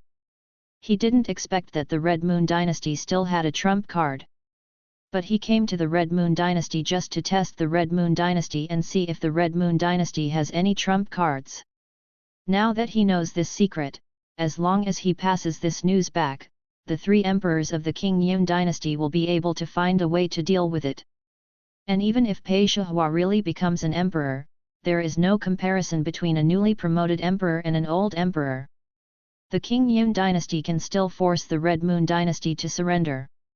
Thinking of this, Feng Tengfei's mouth corners slightly raised, and then said, "I didn't expect that your Red Moon dynasty has such a trump card. But then again, if you can really make a quasi-emperor easily become an emperor, your Red Moon dynasty may have dozens of emperors." End of this chapter. Chapter 994. Our plan can begin. Feng Tengfei still had some doubts about Pei Wenfu's words. He didn't suspect that Pei Wenfu was lying to him, he just doubted whether the Xia dynasty really had a method that could allow a quasi-emperor to easily break through to the great emperor. Pei Wenfu also heard that Feng Tengfei was doubting what he said. So he continued, "This is what the old guy said himself. I don't think he would lie to us at this time." After hearing what Pei Wenfu said, Feng Tengfei's smile faded again and he fell into deep thought. Is it possible that the Xia dynasty really has a way to make the quasi-emperor become emperor quickly? If such a method really existed, how could the Xia dynasty fall into the current crisis? After thinking for a while, Feng Tengfei still couldn't figure out what kind of method could make a quasi-emperor become an emperor quickly, so he said to Pei Wenfu, "I will tell our Majesty about this. Although I'm not sure if there really is a method that can make a quasi-emperor become an emperor quickly. Even if there is, it will definitely cost a lot, and even if he becomes an emperor, his strength will probably be greatly reduced and he will not be able to reach the level of a great emperor. So you don't have to worry. Okay, I'll leave today." After Feng Tengfei finished speaking, his body turned into a purple smoke and dissipated. After Feng Tengfei left, Pei Wenfu looked in the direction of Pei Shihua's bedroom with burning eyes and clenched his fists. "This is all your fault. If it weren't for you, I wouldn't have made such a choice." In Pei Wenfu's view, if Pei Shihua hadn't been so powerful, his throne would not have been threatened, and he would not have betrayed the Xia dynasty. Everything was caused by Pei Shihua. As a woman, she still wants to fight for power, and even wants to be the emperor of the Red Moon dynasty. If she had stayed in the mansion to practice and never came out, he would not be so passive now. The more Pei Wenfu thought about it, the more he hated it, but he quickly released his fist and raised the corners of his mouth slightly. With the help of the King Yun dynasty, the threat of Pei Shihua will soon be clear. There are 3 great emperors in the King Yun dynasty, and there may even be hidden emperors. No matter how powerful Pei Shihua is, she will not be able to resist the King Yun dynasty. As long as Pei Shihua can be sent to the King Yun dynasty and Pei Shihua can marry the head of the King Yun dynasty, under the protection of the King Yun dynasty, no one can shake his throne. A few months later, Pei Shihua's palace in the Qiyu dynasty. Pei Shihua, wearing a long purple dress, was sitting on a soft couch meditating.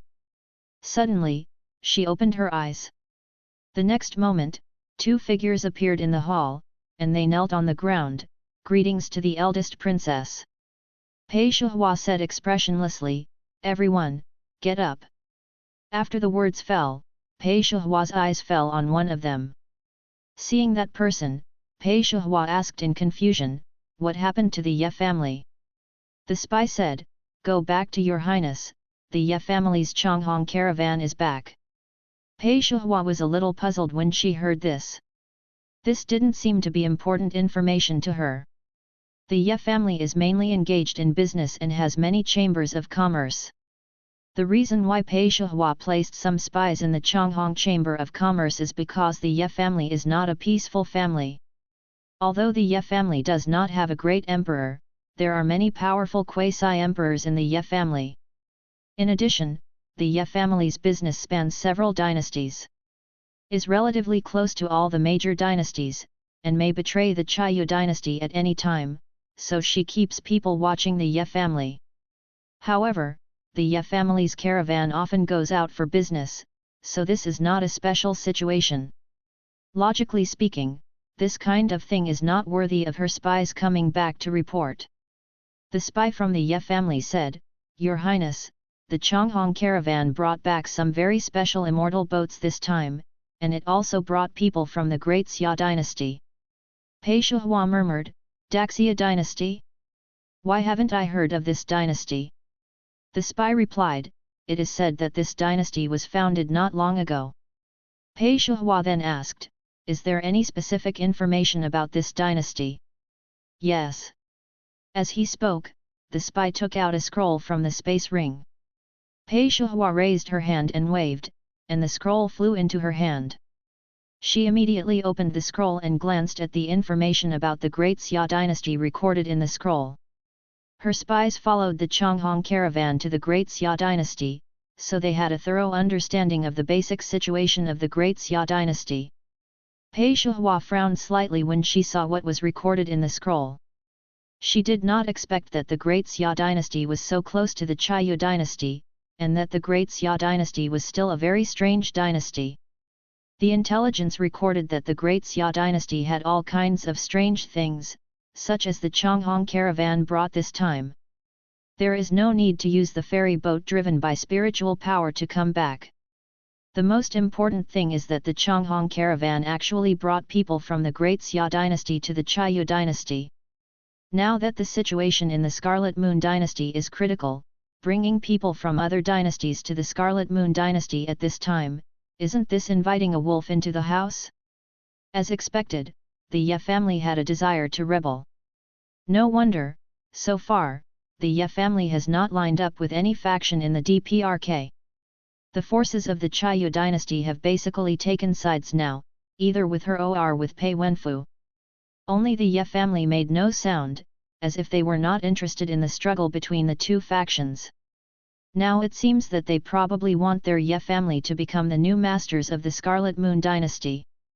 In a rage, Pei Shihua released blue spiritual fire and burned the scroll in her hand cleanly. Then Pei Shihua looked at another spy, who quickly took out a scroll and presented it with both hands. "Your Highness, people from the King Yun dynasty have been in frequent contact with your Majesty recently."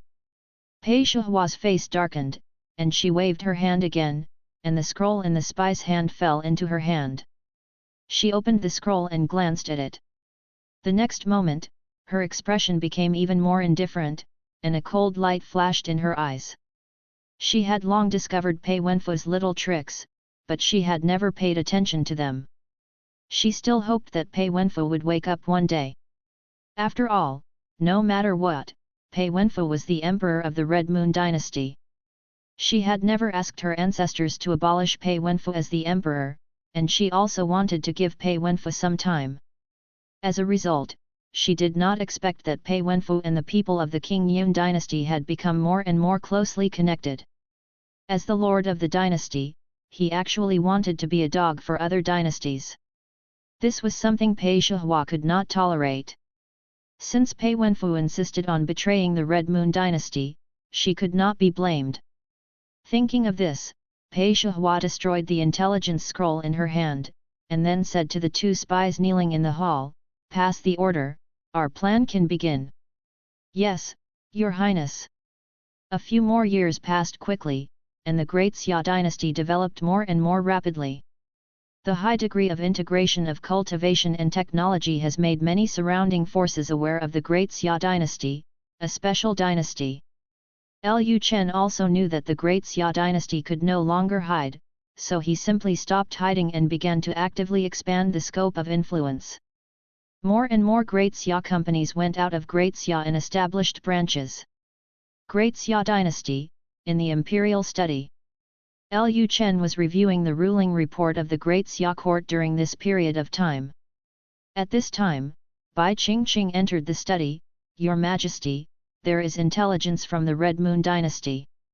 Hearing this, Lu Chen was slightly stunned, but he quickly reacted. "Show it." He had waited for so many years, and the detailed intelligence of the Red Moon dynasty finally came. End of this chapter. Chapter 995 Lu Chen and number 039, S concerns.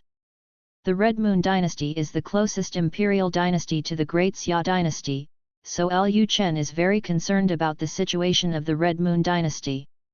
It is necessary to be on guard against others. No one knows whether the Red Moon dynasty will have any ideas about the Great Xia dynasty. Of course, this is only when Lu Chen does not know the Red Moon dynasty that he will have such concerns. At this time, Bai Qingqing asked the Jinyue soldiers who reported the intelligence to enter the imperial study. After the Jinyue soldiers entered the imperial study, they took out a letter. "Your Majesty, this is the specific information about the Red Moon dynasty that the Jinyue has collected in the past few years. Please take a look." As soon as Lu Chen raised his hand, the letter flew into Lu Chen's hand. After Lu Chen opened the letter, he read it carefully. After reading the information on the letter, Lu Chen couldn't help but smile. At first, he was still worried that the current Great Xia dynasty was not strong enough and it was difficult to resist the invasion of another dynasty. If the Red Moon dynasty invaded the Great Xia dynasty, it might cause the Great Xia dynasty to suffer a heavy blow. As a result, the intelligence sent back by the spy told him that the Red Moon dynasty's royal ancestor was about to die, and the entire Red Moon dynasty was divided into two factions, and the internal strife was already very serious. In this situation, the Red Moon dynasty had no time to find trouble with the Great Xia dynasty, which gave the Great Xia dynasty time to develop. For the current Great Xia dynasty, a few more years of development time would increase its strength exponentially. Take Lu Chen as an example. Lu Chen is now a 9th level saint. Not only Lu Chen's cultivation level is improving rapidly, but the cultivation level of the Rainbow Queen is also improving rapidly. Today, the cultivation level of the Rainbow Queen is close to the Quasi Emperor realm. With the speed of the Rainbow Queen's cultivation, it may not take many years for the Great Xia dynasty to give birth to a great emperor. With a great emperor sitting in charge, Lu Chen will be more confident. Thinking of this, Lu Chen relaxed, and then he said to the Jinyue soldier who was delivering the intelligence, "Let our people continue to collect intelligence, and report to me immediately if there is any situation." "Yes, Your Majesty." Lu Chen waved his hand, "Okay, you go down. I'll take my leave." After the Jinyue soldier left, Lu Chen smiled and said, "I didn't expect my luck to be so good. Now it's not just the Red Moon dynasty that is not paying attention to the Great Xia dynasty, even the Shinyu dynasty is not paying attention to him. Since the Emperor Shenyu proposed that whoever can break through to become a saint first will be the princes of the Shinyu dynasty have been practicing desperately. Even Liu Yanghua, who has been thinking about Lu Chen's death, has focused his energy on practicing. The only thing that worries Lu Chen is the Emperor Shen Yu. There is a blood connection between him and the Emperor Shen Yu. Lu Chen is not sure whether the Emperor Shen Yu will be able to detect that his cultivation has broken through to the Saint Realm through the blood connection. If his cultivation was discovered by the Emperor of Divine Martial Arts, he would probably choose to take him as his body. After Lu Chen smiled for a while, he moved and came to Chu Yukin's room. At this time, Chu Yukin sat cross-legged and was practicing on the couch. Today, Chu Yukin was wearing a green long dress. The silk translucent long dress wrapped her graceful figure, revealing a hint of sexiness in her dignified and noble appearance. After noticing the appearance of Lu Chen, Chu Yukin slowly opened her eyes. A flash of panic flashed in Chu Yukin's eyes at Lu Chen's arrival, but soon the panic in Chu Yukin's eyes disappeared without a trace. Chen! Chener, why are you here? What's the matter?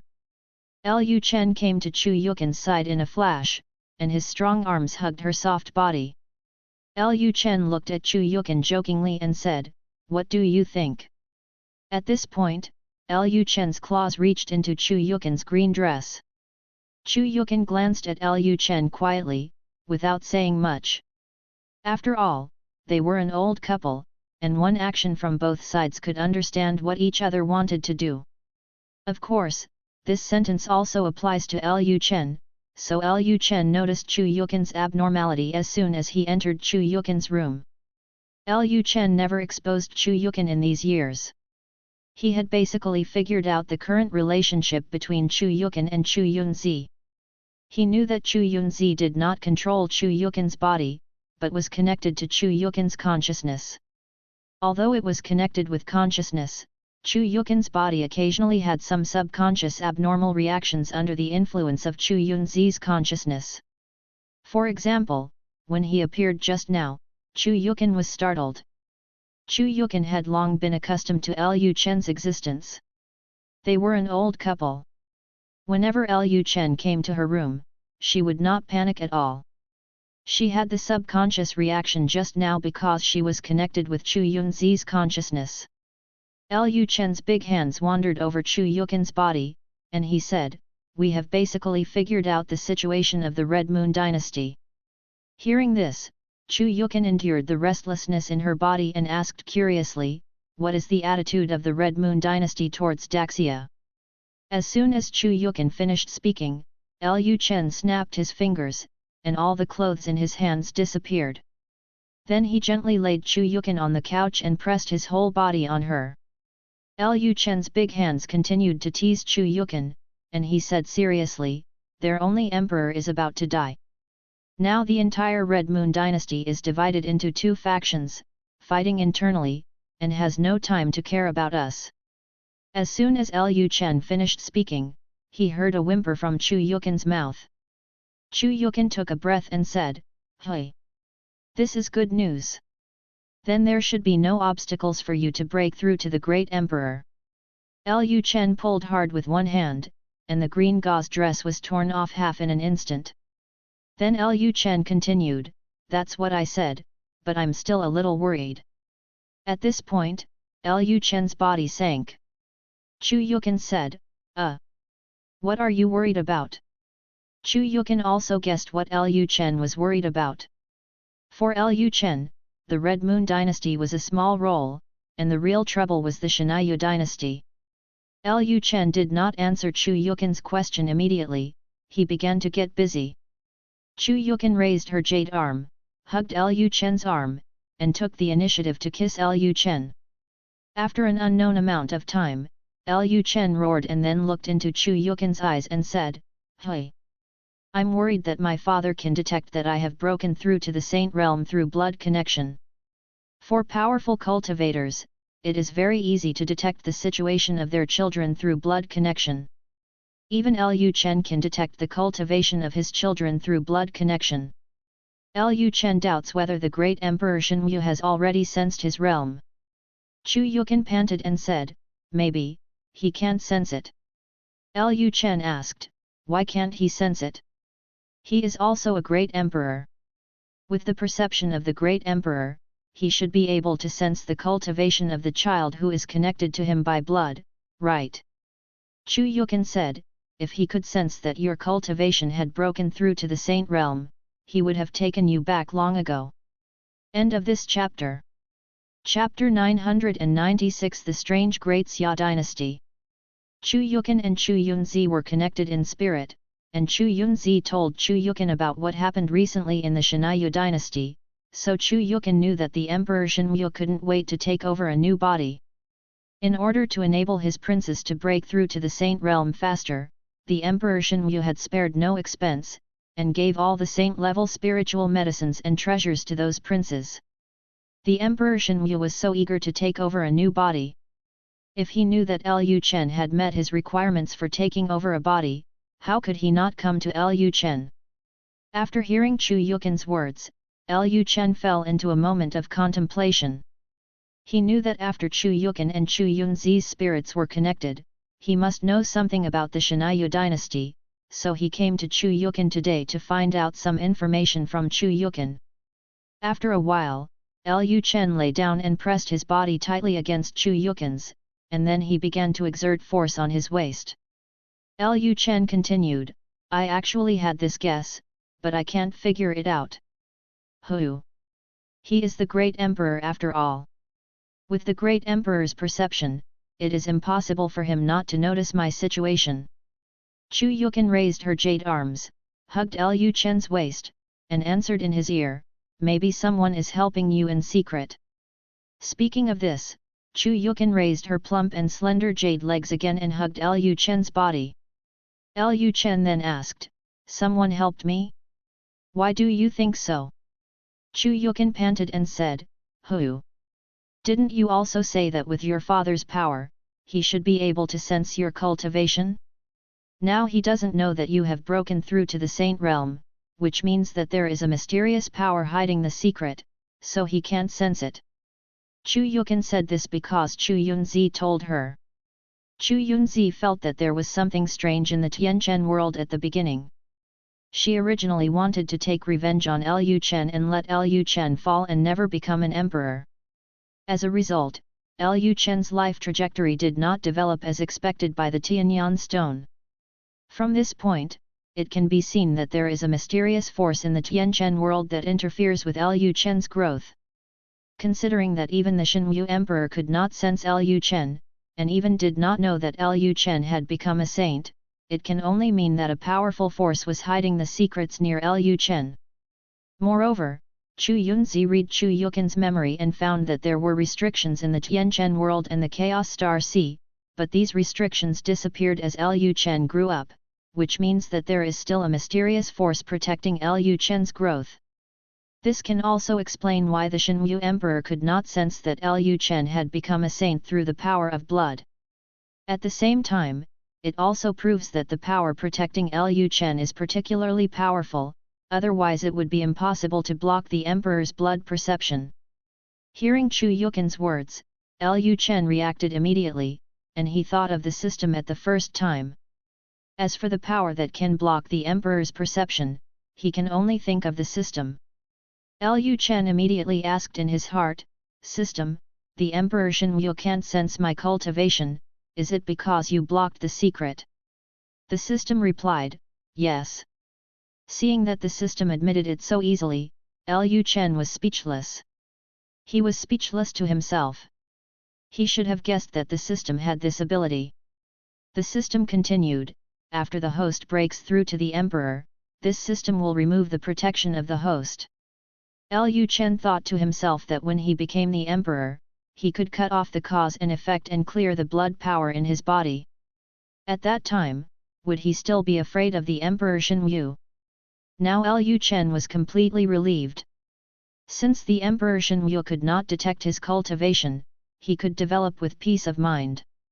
Thinking of this, Lu Chen's emotions rose and his waist exerted force again.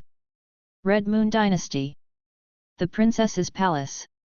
Pei Shihua, wearing a red dress, stood in the middle of the hall, looking at the information in her hand with a serious expression. At this time, a guard was kneeling in front of her, reporting the information they had recently obtained about the Great Xia Dynasty. The Ye family brought people from the Great Xia Dynasty into the Red Moon Dynasty, which made Pei Shihua think that the Ye family was planning to unite with the Great Xia Dynasty to compete for the fortune of the Red Moon Dynasty, so she sent a lot of people to investigate the Great Xia Dynasty. However, after hearing some information about the Great Xia Dynasty reported by the guards, Pei Shihua was very curious about the existence of the Great Xia Dynasty. According to the information her people found out, the Great Xia Dynasty was founded less than 500 years ago, and it is possible that it is not even 100 years old. Moreover, the Great Xia Dynasty seems to have only one emperor, and this emperor is not the lord of the Great Xia Dynasty. It is not surprising that he is not the lord of the dynasty. Generally, the emperors of the dynasty are mainly focused on cultivation, so they will pass the throne to their descendants. But no matter what, the lord of the dynasty who founded the dynasty must be a great emperor. If it were not for the power of the great emperor, the fortune of the dynasty could not be condensed at all, and this great emperor would have to be the lord of the dynasty for a long time to stabilize the fortune.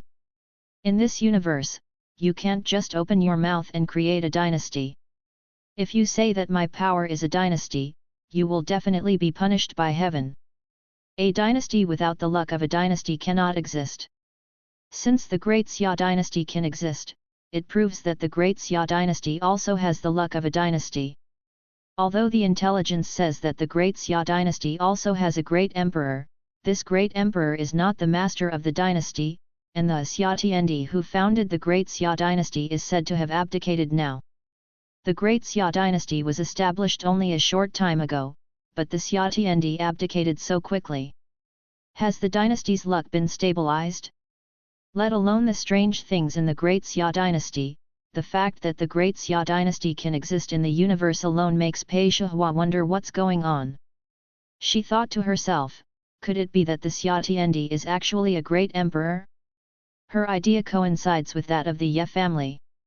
When Ye Xingtang first entered the Great Xia Dynasty, he thought that Lu Chen was a great emperor, and there were two great emperors in the entire Great Xia Dynasty. Even if the Xia Tiandi was a great emperor, he couldn't abdicate so quickly and give the throne to his son. And there is another point that makes her very confused. Once a dynasty is established, the lords of other dynasties will inevitably sense it. No matter what, the lords of dynasties near the Great Xia Dynasty must know that the Great Xia Dynasty was established. The establishment of each dynasty is accompanied by bloody storms. After the establishment of a dynasty, it will rob the luck of the entire universe and the power of chaos, so no dynasty will hope to have another dynasty. In addition, at the beginning of the establishment of a dynasty, the dynasty's luck was unstable, and other dynasties would covet the newly established dynasty. If they could destroy the newly established dynasty and seize the luck of the new dynasty, those old dynasties would become more powerful. However, the Great Xia Dynasty was so close to the Red Moon Dynasty that not only did the Red Moon Dynasty not discover it, but even other dynasties, even the most aggressive King Yun Dynasty, did not notice the existence of the Great Xia Dynasty in the first place, so that the Great Xia Dynasty grew up. This is too weird. End of this chapter. Subscribe to Chinese Novel Audio Wave. Chapter 997 The Crisis of the Red Moon Dynasty is coming. Pei Shihua stood in the middle of the hall, her beautiful eyes looking at the sky outside the hall. Her deep gaze seemed to penetrate the world, penetrate the void, and see the Great Xia Dynasty. After a long time, Pei Shihua came back to her senses and asked the guard who was reporting, "What's going on with the Space Development Company?" The guard replied, "Except for creating some so-called branches, the Universe Development Company has not done anything, and the spiritual weapons manufactured by the Universe Development Company are all handed over to the Ye Family Chamber of Commerce for sale." Hearing the guard's answer, Pei Shihua said coldly, "I don't think they came so far to the Qiyu dynasty and did nothing." In Pei Shihua's view, the Universe Development Company is an organization that collects intelligence. I am afraid that the current situation of the Qiyu dynasty has already been known to the Great Xia Dynasty. When she thought of this, Pei Shihua became even more dissatisfied with the Ye family.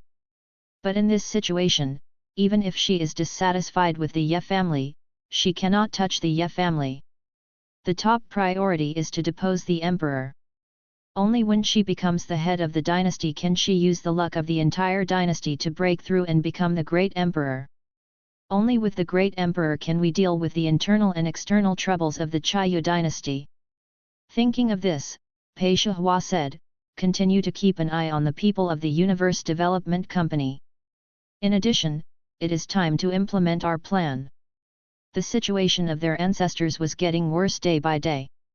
She had to break through and become the emperor before the deadline for her ancestors. Otherwise, when Pei Wenfu colluded with the King Yun dynasty, it would not be so easy for her to seize power from Pei Wenfu.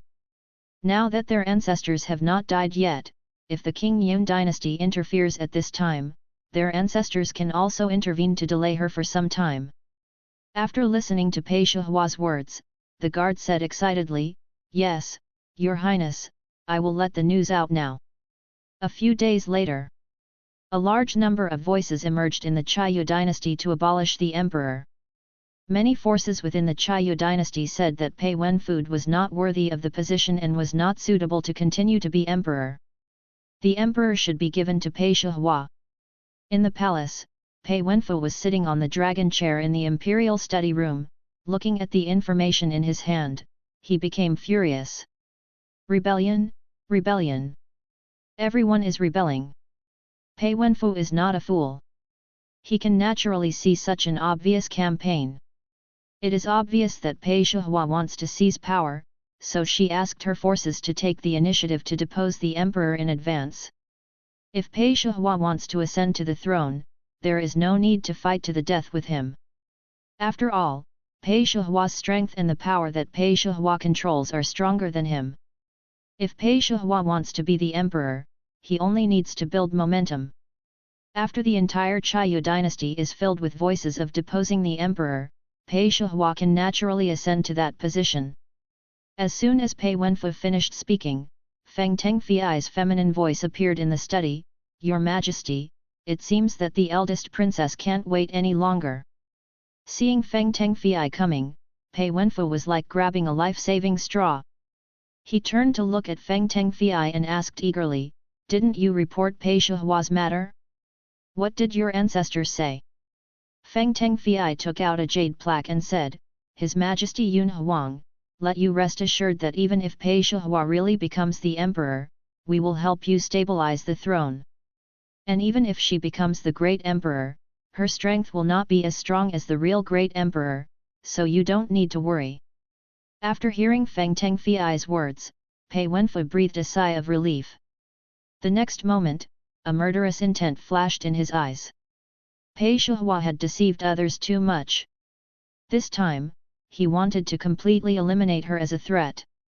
At the same time, King Yun Dynasty.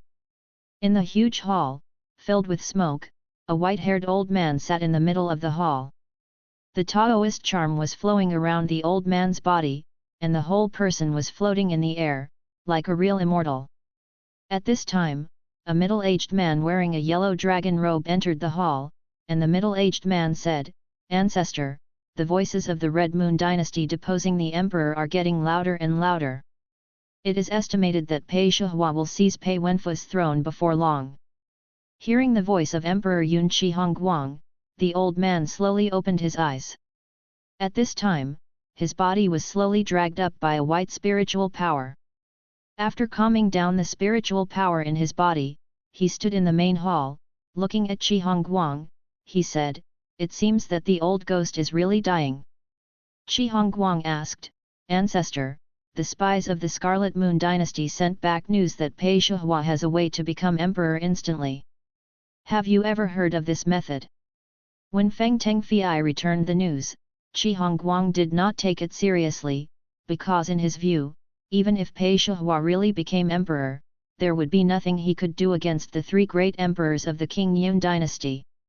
The reason why they have not touched the Scarlet Moon Dynasty in these years is not because there is a great emperor in the Scarlet Moon Dynasty, but because that great emperor is Pei Tianlu, the royal ancestor of the Scarlet Moon Dynasty. There is also a strength gap between the great emperors. Pei Tianlu's strength back then was enough to crush all the great emperors. He was the only person in the nearby star field who had been to the outer battlefield. It is precisely because of the existence of Pei Tianlu that even if the King Yun dynasty has 3 great emperors, the King Yun dynasty does not dare to do anything to the Xia dynasty. But today is different from the past.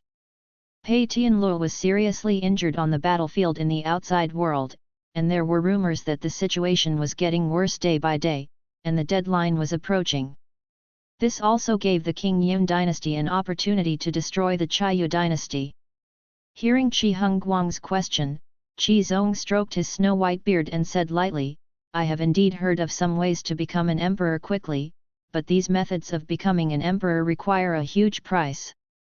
Speaking of this, Qi Zong suddenly thought of something, and stopped stroking his beard, and then continued, "Pei Tianlu is so anxious to let Pei Shihua take the throne, I'm afraid he wants to use the luck of the entire Red Moon dynasty to help her become the emperor." Hearing this, Qi Hongguang was stunned for a moment.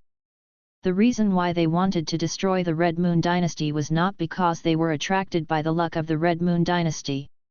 If Pei Shihua absorbed the luck of the entire Red Moon dynasty, wouldn't they have worked in vain?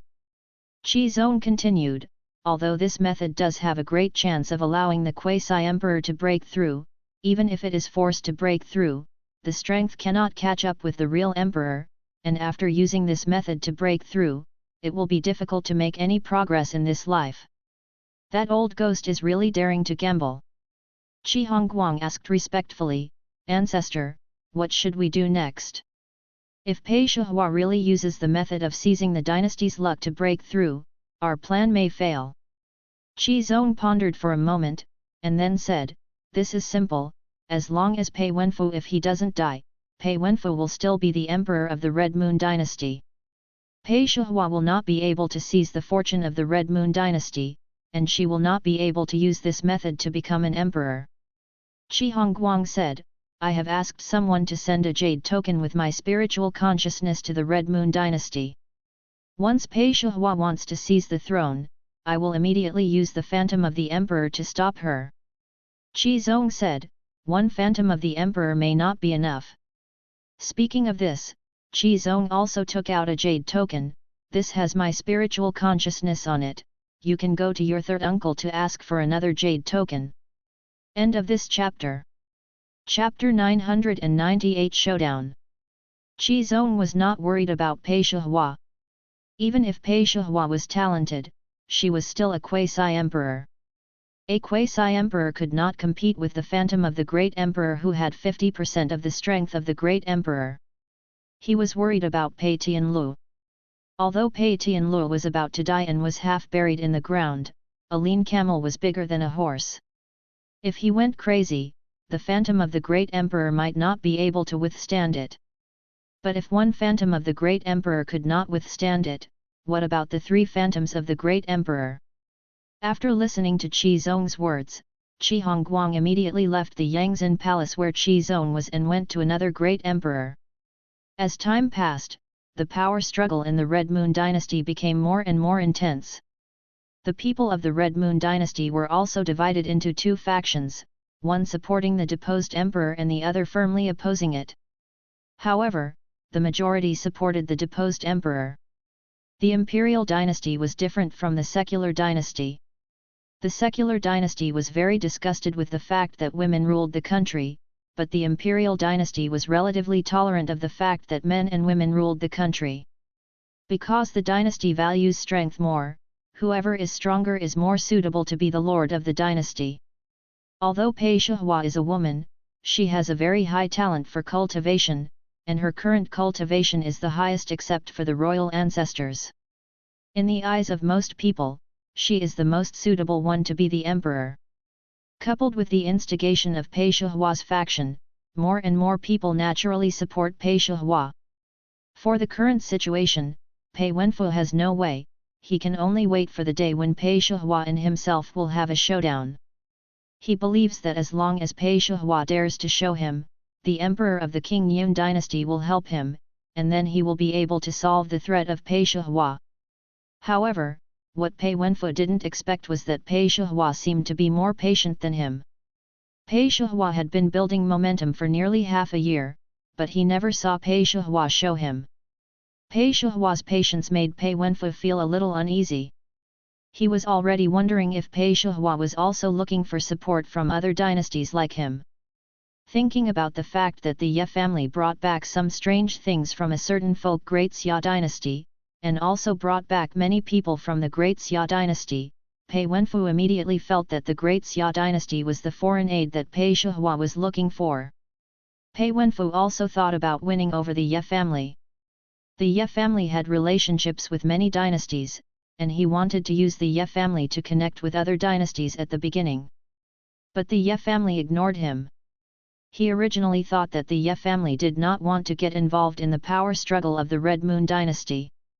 But now Pei Shihua has not revealed her cards for a long time, and the Great Xia dynasty's company is increasing in the Red Moon dynasty. He subconsciously thinks that the Ye family has already surrendered to Pei Shihua, so the Ye family will reject him. Thinking of this possibility, Pei Wenfu decided not to wait any longer. He must take the lead and attack Pei Shihua. If Pei Shihua is really waiting for foreign aid, then continuing to wait is not a good thing for him. Soon, a message of a marriage grant spread throughout the Red Moon dynasty. Pei Wenfu issued an imperial decree, asking Pei Shihua to marry the King Yun dynasty and the emperor of the King Yun dynasty. Pei Wenfu also secretly spread the news, telling people that as long as the Red Moon dynasty and the King Yun dynasty were married, the Red Moon dynasty would no longer have to worry about foreign invasions in the future. Pei Wenfu also issued an imperial decree to restrict the activities of companies from the Great Xia dynasty in the Great Xia dynasty, and defined the Universe Development Company as the vanguard of the invasion of the Great Xia dynasty. Lu Chen did not expect that the Universe Development Company would be inexplicably hated by Pei Wenfu. As the news of the marriage between the two dynasties spread, public opinion in the Red Moon dynasty became increasingly unfavorable to Pei Shihua. Some people felt that if Pei Shihua married into the King Yun dynasty and could make friends with the King Yun dynasty, it would not be impossible for Pei Shihua to marry there. Although Pei Shihua has good talent and high cultivation, her cultivation is only at the quasi-emperor level. If the royal ancestor really dies, there will be no great emperor in the Red Moon dynasty. A dynasty without a great emperor is destined to be destroyed. At that time, even if Pei Shihua becomes the lord of the Red Moon dynasty, it will not change the outcome of the Red Moon dynasty being destroyed. But if Pei Shihua can please the lord of the King Yun dynasty, the Red Moon dynasty will have the support of the three great emperors of the King Yun dynasty. Even if other dynasties want to attack the Red Moon dynasty, they have to consider the King Yun dynasty. However, as soon as the news of the marriage spread, rumors emerged in the Red Moon dynasty that Pei Wenfu colluded with the King Yun dynasty and intended to submit to the King Yun dynasty. As soon as this rumor came out, it immediately aroused dissatisfaction among all forces in the Red Moon dynasty. When people thought of Pei Wenfu's decree to let Pei Shihua marry to the King Yun dynasty, they basically determined that the news was true, and no evidence was needed at all. This made all the forces very angry. They did not surrender, but Pei Wenfu, the lord of the Red Moon dynasty, surrendered first. Of course, it is unknown whether it is real anger or false anger, but in any case, they will stand up and condemn it. Even if some people think that there is nothing wrong with this approach, no one dares to stand up and agree with Pei Wenfu's approach. After all, the royal ancestor of the Red Moon dynasty is not dead yet. Seeing that the forces that supported him before had no voice, Pei Wenfu knew that he had lost to Pei Shihua in terms of momentum, and female rule in the Red Moon dynasty was already a general trend. Pei Wenfu no longer procrastinated, so he took the initiative to call a grand court meeting to abolish Pei Shihua, the eldest princess. As soon as the news came out, the strong men from all parties immediately went to the Red Moon world. People knew that this was the final power struggle between Pei Wenfu and Pei Shihua. The struggle between the two sides was coming to an end. It depended on who could win. September 15, 53,611 in the Red Moon calendar. The square outside the council hall. The square was full of leaders of all parties. This grand court meeting was not only attended by the ministers of the Red Moon dynasty, but also by all parties. After all, the two sides were about to show their cards. There was no need for a struggle of public opinion. It depended on who had more cards. Pei Shihua, wearing a red robe, stood in the middle of the square. Looking at Pei Wenfu, who was sitting on the dragon throne in front of the square, she said expressionlessly, "Your Majesty, the King Yun dynasty has wolfish ambitions and is plotting against the Red Moon dynasty. However, not only did you not find a way to resist the invasion, but you let the wolf in. Do you think you are still qualified to be the lord of the Red Moon dynasty?" Hearing Pei Shihua's words, Pei Wenfu laughed and said, "Aren't you just relying on the old ancestors' love to usurp the throne? There is no need to say it so high-soundingly. Since you want my throne, it depends on whether you have the strength to do so." At this point, Pei Wenfu felt that there was no need to continue pretending. Anyway, he had the support of 3 great emperors behind him. He didn't believe that the 3 great emperors of the King Yun dynasty were not the opponents of that old immortal. The old immortal was about to die, how much strength could he still exert? As long as he dared to come out today to support Pei Shihua, then this day next year would be his memorial day. End of this chapter. Chapter 999, So what if you have the support of the ancestors? Seeing Pei Wenfu looking so confident, Pei Shihua frowned slightly. Of course she knew that Pei Wenfu had the support of the King Yun dynasty. But this is her last chance and the last chance for the Xia dynasty. If she loses and their ancestor loses, then the Xia dynasty will be over. As soon as Pei Wenfu finished speaking, a powerful pressure descended on the square. For a moment, everyone present was choked by this pressure. Immediately afterwards, an old voice sounded in the air, "Pei Wenfu colluded with foreign enemies and betrayed the Scarlet Moon dynasty. From now on, he is no longer the head of the Scarlet Moon dynasty. The Scarlet Moon dynasty will be controlled by Pei Shihua from now on." Hearing this voice, everyone present was stunned for a moment. Although many people had never heard this voice, they immediately realized that this should be the voice of the ancestor of the royal family of the Xia dynasty. Since the ancestors of the royal family are all on Pei Shihua's side, there is no suspense in this power struggle. Perhaps the biggest variable is the King Yun dynasty. Now it remains to be seen whether the King Yun dynasty will intervene in this matter. At this moment, the huge square was silent, and everyone's eyes fell on Pei Wenfu. They all knew that today's affairs would not end so soon. Everyone is waiting for Pei Wenfu's reinforcements to arrive. At this time, Pei Wenfu burst out laughing. His smile was extremely crazy. Old ancestor, you really dote on her. They are all your descendants. Are you so partial? Since I ascended the throne, I have been working hard and striving for governance without daring to slack off. I have been working hard for the King Yun dynasty, and now you want to abolish me with just one sentence. Only Pei Wenfu's voice echoed in the square, and he did not get a response from Pei Tianlu. Pei Wenfu was too lazy to keep pretending. Since you are so heartless, don't blame me for being unkind and unjust. While speaking, Pei Wenfu took out 2 jade tablets and crushed them into pieces. The next moment, 2 huge waves of pressure descended. Feeling these 2 pressures, the expressions of those present suddenly changed. As expected, the emperor of the King Yun dynasty wanted to support Pei Wenfu. Now it depends on whether the ancestor of the royal family can suppress the shadows of these 2 great emperors. Soon, 2 phantoms of the emperor several hundred feet tall appeared in the sky above the square. Qi Zong glanced at the people on the square and said with a smile, "Pei Tianlu, as an ancestor, how can you be so partial? I also want a female doll to be the emperor." At this moment, a deathly aura spread from the imperial chamber of the Xia dynasty, and then Pei Tianlu's golden body appeared in the sky. "This is a matter of the Xia dynasty, and it has nothing to do with you. Qi Zong, you broke into my Scarlet Moon Dynasty without authorization. Do you want to start a war with my Scarlet Moon Dynasty? At this point, a majestic momentum was released from Pei Tianlu's golden body. After the people present felt this momentum, their whole bodies could not stop trembling. This is the strength of the great emperor.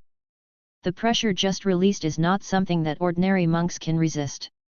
However, if he takes action here, the entire Red Moon world may be destroyed, so Pei Tianlu will naturally not take action here. The next moment, Pei Tianlu waved his hand, and a huge force pulled the phantoms of Qizong and the two emperors outside the world of Xia Dynasty. Seeing that the pressure of the emperor dissipated in an instant, the people in the square looked at me and I looked at you. They did not think that this was the end. It was obvious that the two emperors were going to take action against the royal ancestors of the Xia Dynasty. Xia used his power to pull the two great emperors into the void. At this moment, people suddenly thought of something, and everyone's eyes focused on Pei Wenfu again. Now that the ancestor of the royal family and the two emperors of the King Yun dynasty have left, doesn't Pei Wenfu have no one to protect him? As soon as people reacted, the pressure on Pei Shihua was released, her aura continued to rise, and her skirts were flying crazily. Your Majesty, the evidence of your collusion with the King Yun dynasty is conclusive. Do you still have the nerve to continue sitting in that position? Pei Shihua had expected from the beginning that the emperor of the King Yun dynasty might take action, so her plan was very simple, that is, to use their ancestors to drag down the emperor behind Pei Wenfu, and then take this opportunity to seize the throne and absorb the energy of the entire Xia dynasty. Luck, use this to break through. As long as she successfully breaks through, she can help their ancestors and deal with the emperor of the King Yun dynasty together. Feeling the coercion released from Pei Shihua, Pei Wenfu did not panic. He continued, I said, if you want to seize my throne, it depends on whether you have the ability. As soon as the words fell, several quasi-emperors emerged from the field and stood in front of Pei Wenfu. Now that they had already broken their skins, there was no need for the two sides to continue to be polite. Seeing that the quasi-emperors had come forward, people from Pei Shihua's group also took action. The next moment, the entire Xia world fell into chaos, and various magic powers appeared in the Xia world. Pei Shihua had to break through and become the emperor before Pei Tianlu was defeated, so she didn't hold anything back. Just when Pei Shihua was about to approach Pei Wenfu, a voice suddenly came, "Girl, you are really anxious." Immediately afterwards, another huge pressure came to the Red Moon world. Pei Shihua's expression suddenly changed. The three great emperors of the King Yun dynasty actually dispatched at the same time. Now there's trouble. Although the emperor's shadow is only 50% as strong as the emperor, it is not something that a quasi-emperor like her can compete with. However, in order to break through and become the great emperor, Pei Shihua was desperate. When the great emperor's phantom of the King Yun dynasty appeared, a huge phoenix Dharma image appeared behind Pei Shihua, and the next moment, the phoenix Dharma image flew directly towards the great emperor's phantom. Although she attacked the great emperor's phantom, Pei Shihua's attention was not on the great emperor's phantom. Her eyes were still fixed on Pei Wenfu. Just as Pei Shihua was about to rush up and get rid of Pei Wenfu, the great emperor's phantom in the air shouted, "Break!" Then Pei Shihua's Dharma image was directly shattered, and Pei Shihua was also backlashed, with a mouth full of blood gushing out of her mouth. Seeing Pei Shihua's embarrassed appearance, Pei Wenfu laughed and said, "Pei Shihua, you have the support of the ancestors, but it's wishful thinking to want to seize my throne. You should just marry to the King Yun dynasty honestly and be the furnace for the Yun emperor, ha ha ha ha." Pei Shihua was unwilling. Could it be that the Red Moon dynasty was over? At this time, Pei Shihua looked at the string of jade beads in her hand. Last night, Pei Tianlu asked her to go to the secret room and told her that if the plan failed, she should use this string of jade beads to leave the Red Moon dynasty immediately. This jade bead was obtained by Pei Tianlu outside the domain. It has a very terrifying cross-border power and can erase all traces. In a short period of time, even the emperor cannot detect where she has gone. Pei Tianlu's idea is very simple. As long as she is not dead, with her talent, it won't take long for her to prove the way to become an emperor, and sooner or later one day her strength will surpass the 3 emperors of the King Yun dynasty. When she comes back to revive the Red Moon dynasty, it will be the same. Pei Shihua looked up with difficulty at the phantom of the emperor who was several hundred feet in the sky and clenched her fists. It is indeed too difficult to fight against the emperor with the power of a quasi-emperor. Then Pei Shihua gritted her teeth and said, "The day when I return to the Red Moon dynasty, it will be the day when the King Yun dynasty will be destroyed." End of this chapter. Chapter 1000 Madman, you are such a madman. After hearing Pei Shihua's words, Pei Wenfu and the great emperor's shadow in the sky were stunned for a moment, and they reacted instantly. No, Pei Shihua wants to escape. This is not possible. With Pei Shihua's talent, it is estimated that she will be able to achieve enlightenment and become an emperor in less than 5,000 years. Moreover, after she breaks through and becomes the emperor, her strength will definitely be stronger than the average emperor. As time goes by, the 3 great emperors of the King Yun dynasty may not be her opponents. The shadow of the great emperor in the sky quickly used the laws of space to seal off the entire space. However, what he didn't expect was that even if he used the space law to seal the space, Pei Shihua still suddenly disappeared. Seeing this scene, Pei Wenfu and the emperor in the sky were stunned, and then the emperor's shadow quickly searched for traces of Pei Shihua in the Scarlet Moon dynasty. As a result, no matter how hard he searched, Pei Shihua was not found. At the same time, in the void, the phantoms of Qi Zong and Qi Hongguang looked at Pei Tianlu not far away indifferently. Qi Hongguang said with a smile, "Pei Tianlu, it seems that you are in trouble. You can't even defeat a ray of our consciousness. I think back then, you single-handedly blocked the 3 great emperors of our King Yun dynasty, and even killed one of our ancestors. Why are you so weak now?" Pei Tianlu gave a cold shout and said, "You hidden rats, why don't your true bodies dare to come to the Scarlet Moon dynasty?" Qi Hongguang said, "Don't think that I don't know what you are thinking. Aren't you just thinking that your end is approaching and want to hold us back? Do you really think we are fools? It's a pity. Not only can you not hurt our bodies now, you are also about to die." Seeing that Qi Hongguang had seen through his thoughts, Pei Tianlu could only sigh helplessly. He did think so.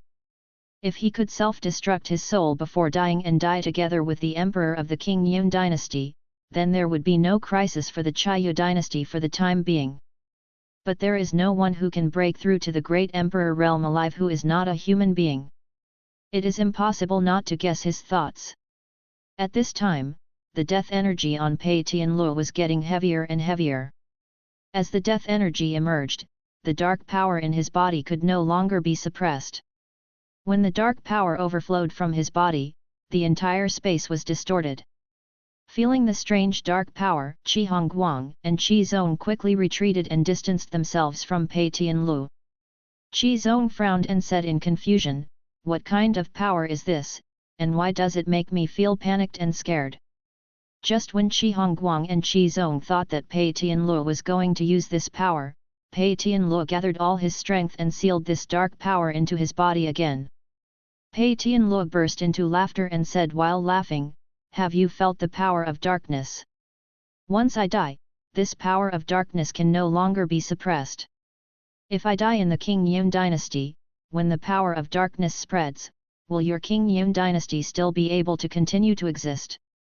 Hearing this, Qi Zong and Qi Hongguang's expressions suddenly changed. Although they did not know what the power of darkness was, the power just now made them feel very dangerous. Their intuition told them that as long as they were contaminated with that power, it will be beyond redemption. Qi Zong immediately cursed, "Madman! You are such a madman! You actually brought such a dangerous thing back to this universe." Although he didn't know what this power was about, Qi Zong guessed that it was most likely that Pei Tianlu brought it back from the outside world. He has never been to the outer realm, but he knows that there are many taboo powers in the outer realm. Some taboo powers will cause death even if a strong person of the 9th level of the Great Emperor touches them. Obviously, the dark power in Pei Tianlu is also a forbidden power. Qi Zong then said to Qi Hongguang, "We absolutely cannot let him leave the Scarlet Moon Dynasty." After the words fell, the two of them used the law of space at the same time to seal the surrounding void. If Pei Tianlu is really allowed to go to the King Yun Dynasty, I am afraid that their bodies will also be eroded by this dark power. At this time, the two of them seemed to understand something. No wonder Pei Tianlu was approaching his end so soon. It turned out that he was contaminated by this strange taboo power. If they were also contaminated by this dark power, I'm afraid they would be like Pei Tianlu. At this moment, Pei Tianlu suddenly felt something and muttered to himself, "It seems that he failed." As the owner of the boundary-breaking pearl, Pei Tianlu could feel that Pei Shihua had used the boundary-breaking pearl and left the Scarlet Moon Dynasty. Pei Tianlu expected from the beginning that the 3 emperors of the King Yun Dynasty would take action this time, so he was not optimistic about Pei Shihua's plan, and he thought from the beginning that Pei Shihua could leave the Xia Dynasty and go her own way. In Pei Tianlu's eyes, Pei Shihua's talent is so high that sooner or later he will become the most powerful person in the universe, and he may even take that step. From the beginning to the end, he hopes that Pei Shihua can put down the Red Moon Dynasty. Of course, Pei Tianlu also knew in his heart that it was not easy for Pei Shihua to let go of the Scarlet Moon Dynasty, so he did not force her to leave, but followed her wishes and allowed her to continue working hard to save the Scarlet Moon Dynasty. After Pei Shihua suffers a setback, Pei Shihua will be more motivated to grow. In addition, Pei Shihua's talent is already very high, so it will be easier for her to become the Great Emperor. Pei Tianlu continued to talk to himself, "Since Shihua has left, it's time for me to leave too." While speaking, Pei Tianlu's body also disappeared on the spot. Seeing this scene, Qi Zong and Qi Hongguang's bodies immediately broke out in cold sweat, and they hurriedly looked for Pei Tianlu's trace. At this moment, they still thought that Pei Tianlu had come to King Yun Dynasty and planned to release the strange forbidden power in King Yun Dynasty. If Pei Tianlu really came to King Yun Dynasty, King Yun Dynasty would probably be eroded by the dark power soon. In fact, Pei Tianlu did think about going to King Yun Dynasty to release the dark power, but considering that King Yun Dynasty and Xia Dynasty were relatively close, he finally gave up this idea. He could feel the horror of this power. Once the dark power in his body spread, the surrounding dynasties might be eroded by this dark power. His plan was to go to the edge of this universe to see if he could find a way to go to the outside world again, or he would die directly at the edge of the universe, so that the dark power would not spread. The spread of dark power requires living things. There is only endless void at the edge of the universe. Even if he died there, the dark power could not spread out in a short time. However, what Pei Tianlu didn't expect was that he felt a familiar breath on the way to the edge of the universe just after leaving the Red Moon Dynasty. At this time, Pei Shihua was controlling the ferry boat and heading towards the direction of the Great Xia Dynasty. Suddenly, she felt the throbbing of her blood. Pei Shihua was slightly stunned. "This is..." The next moment, she heard a familiar voice, "Shihua, are you not injured?"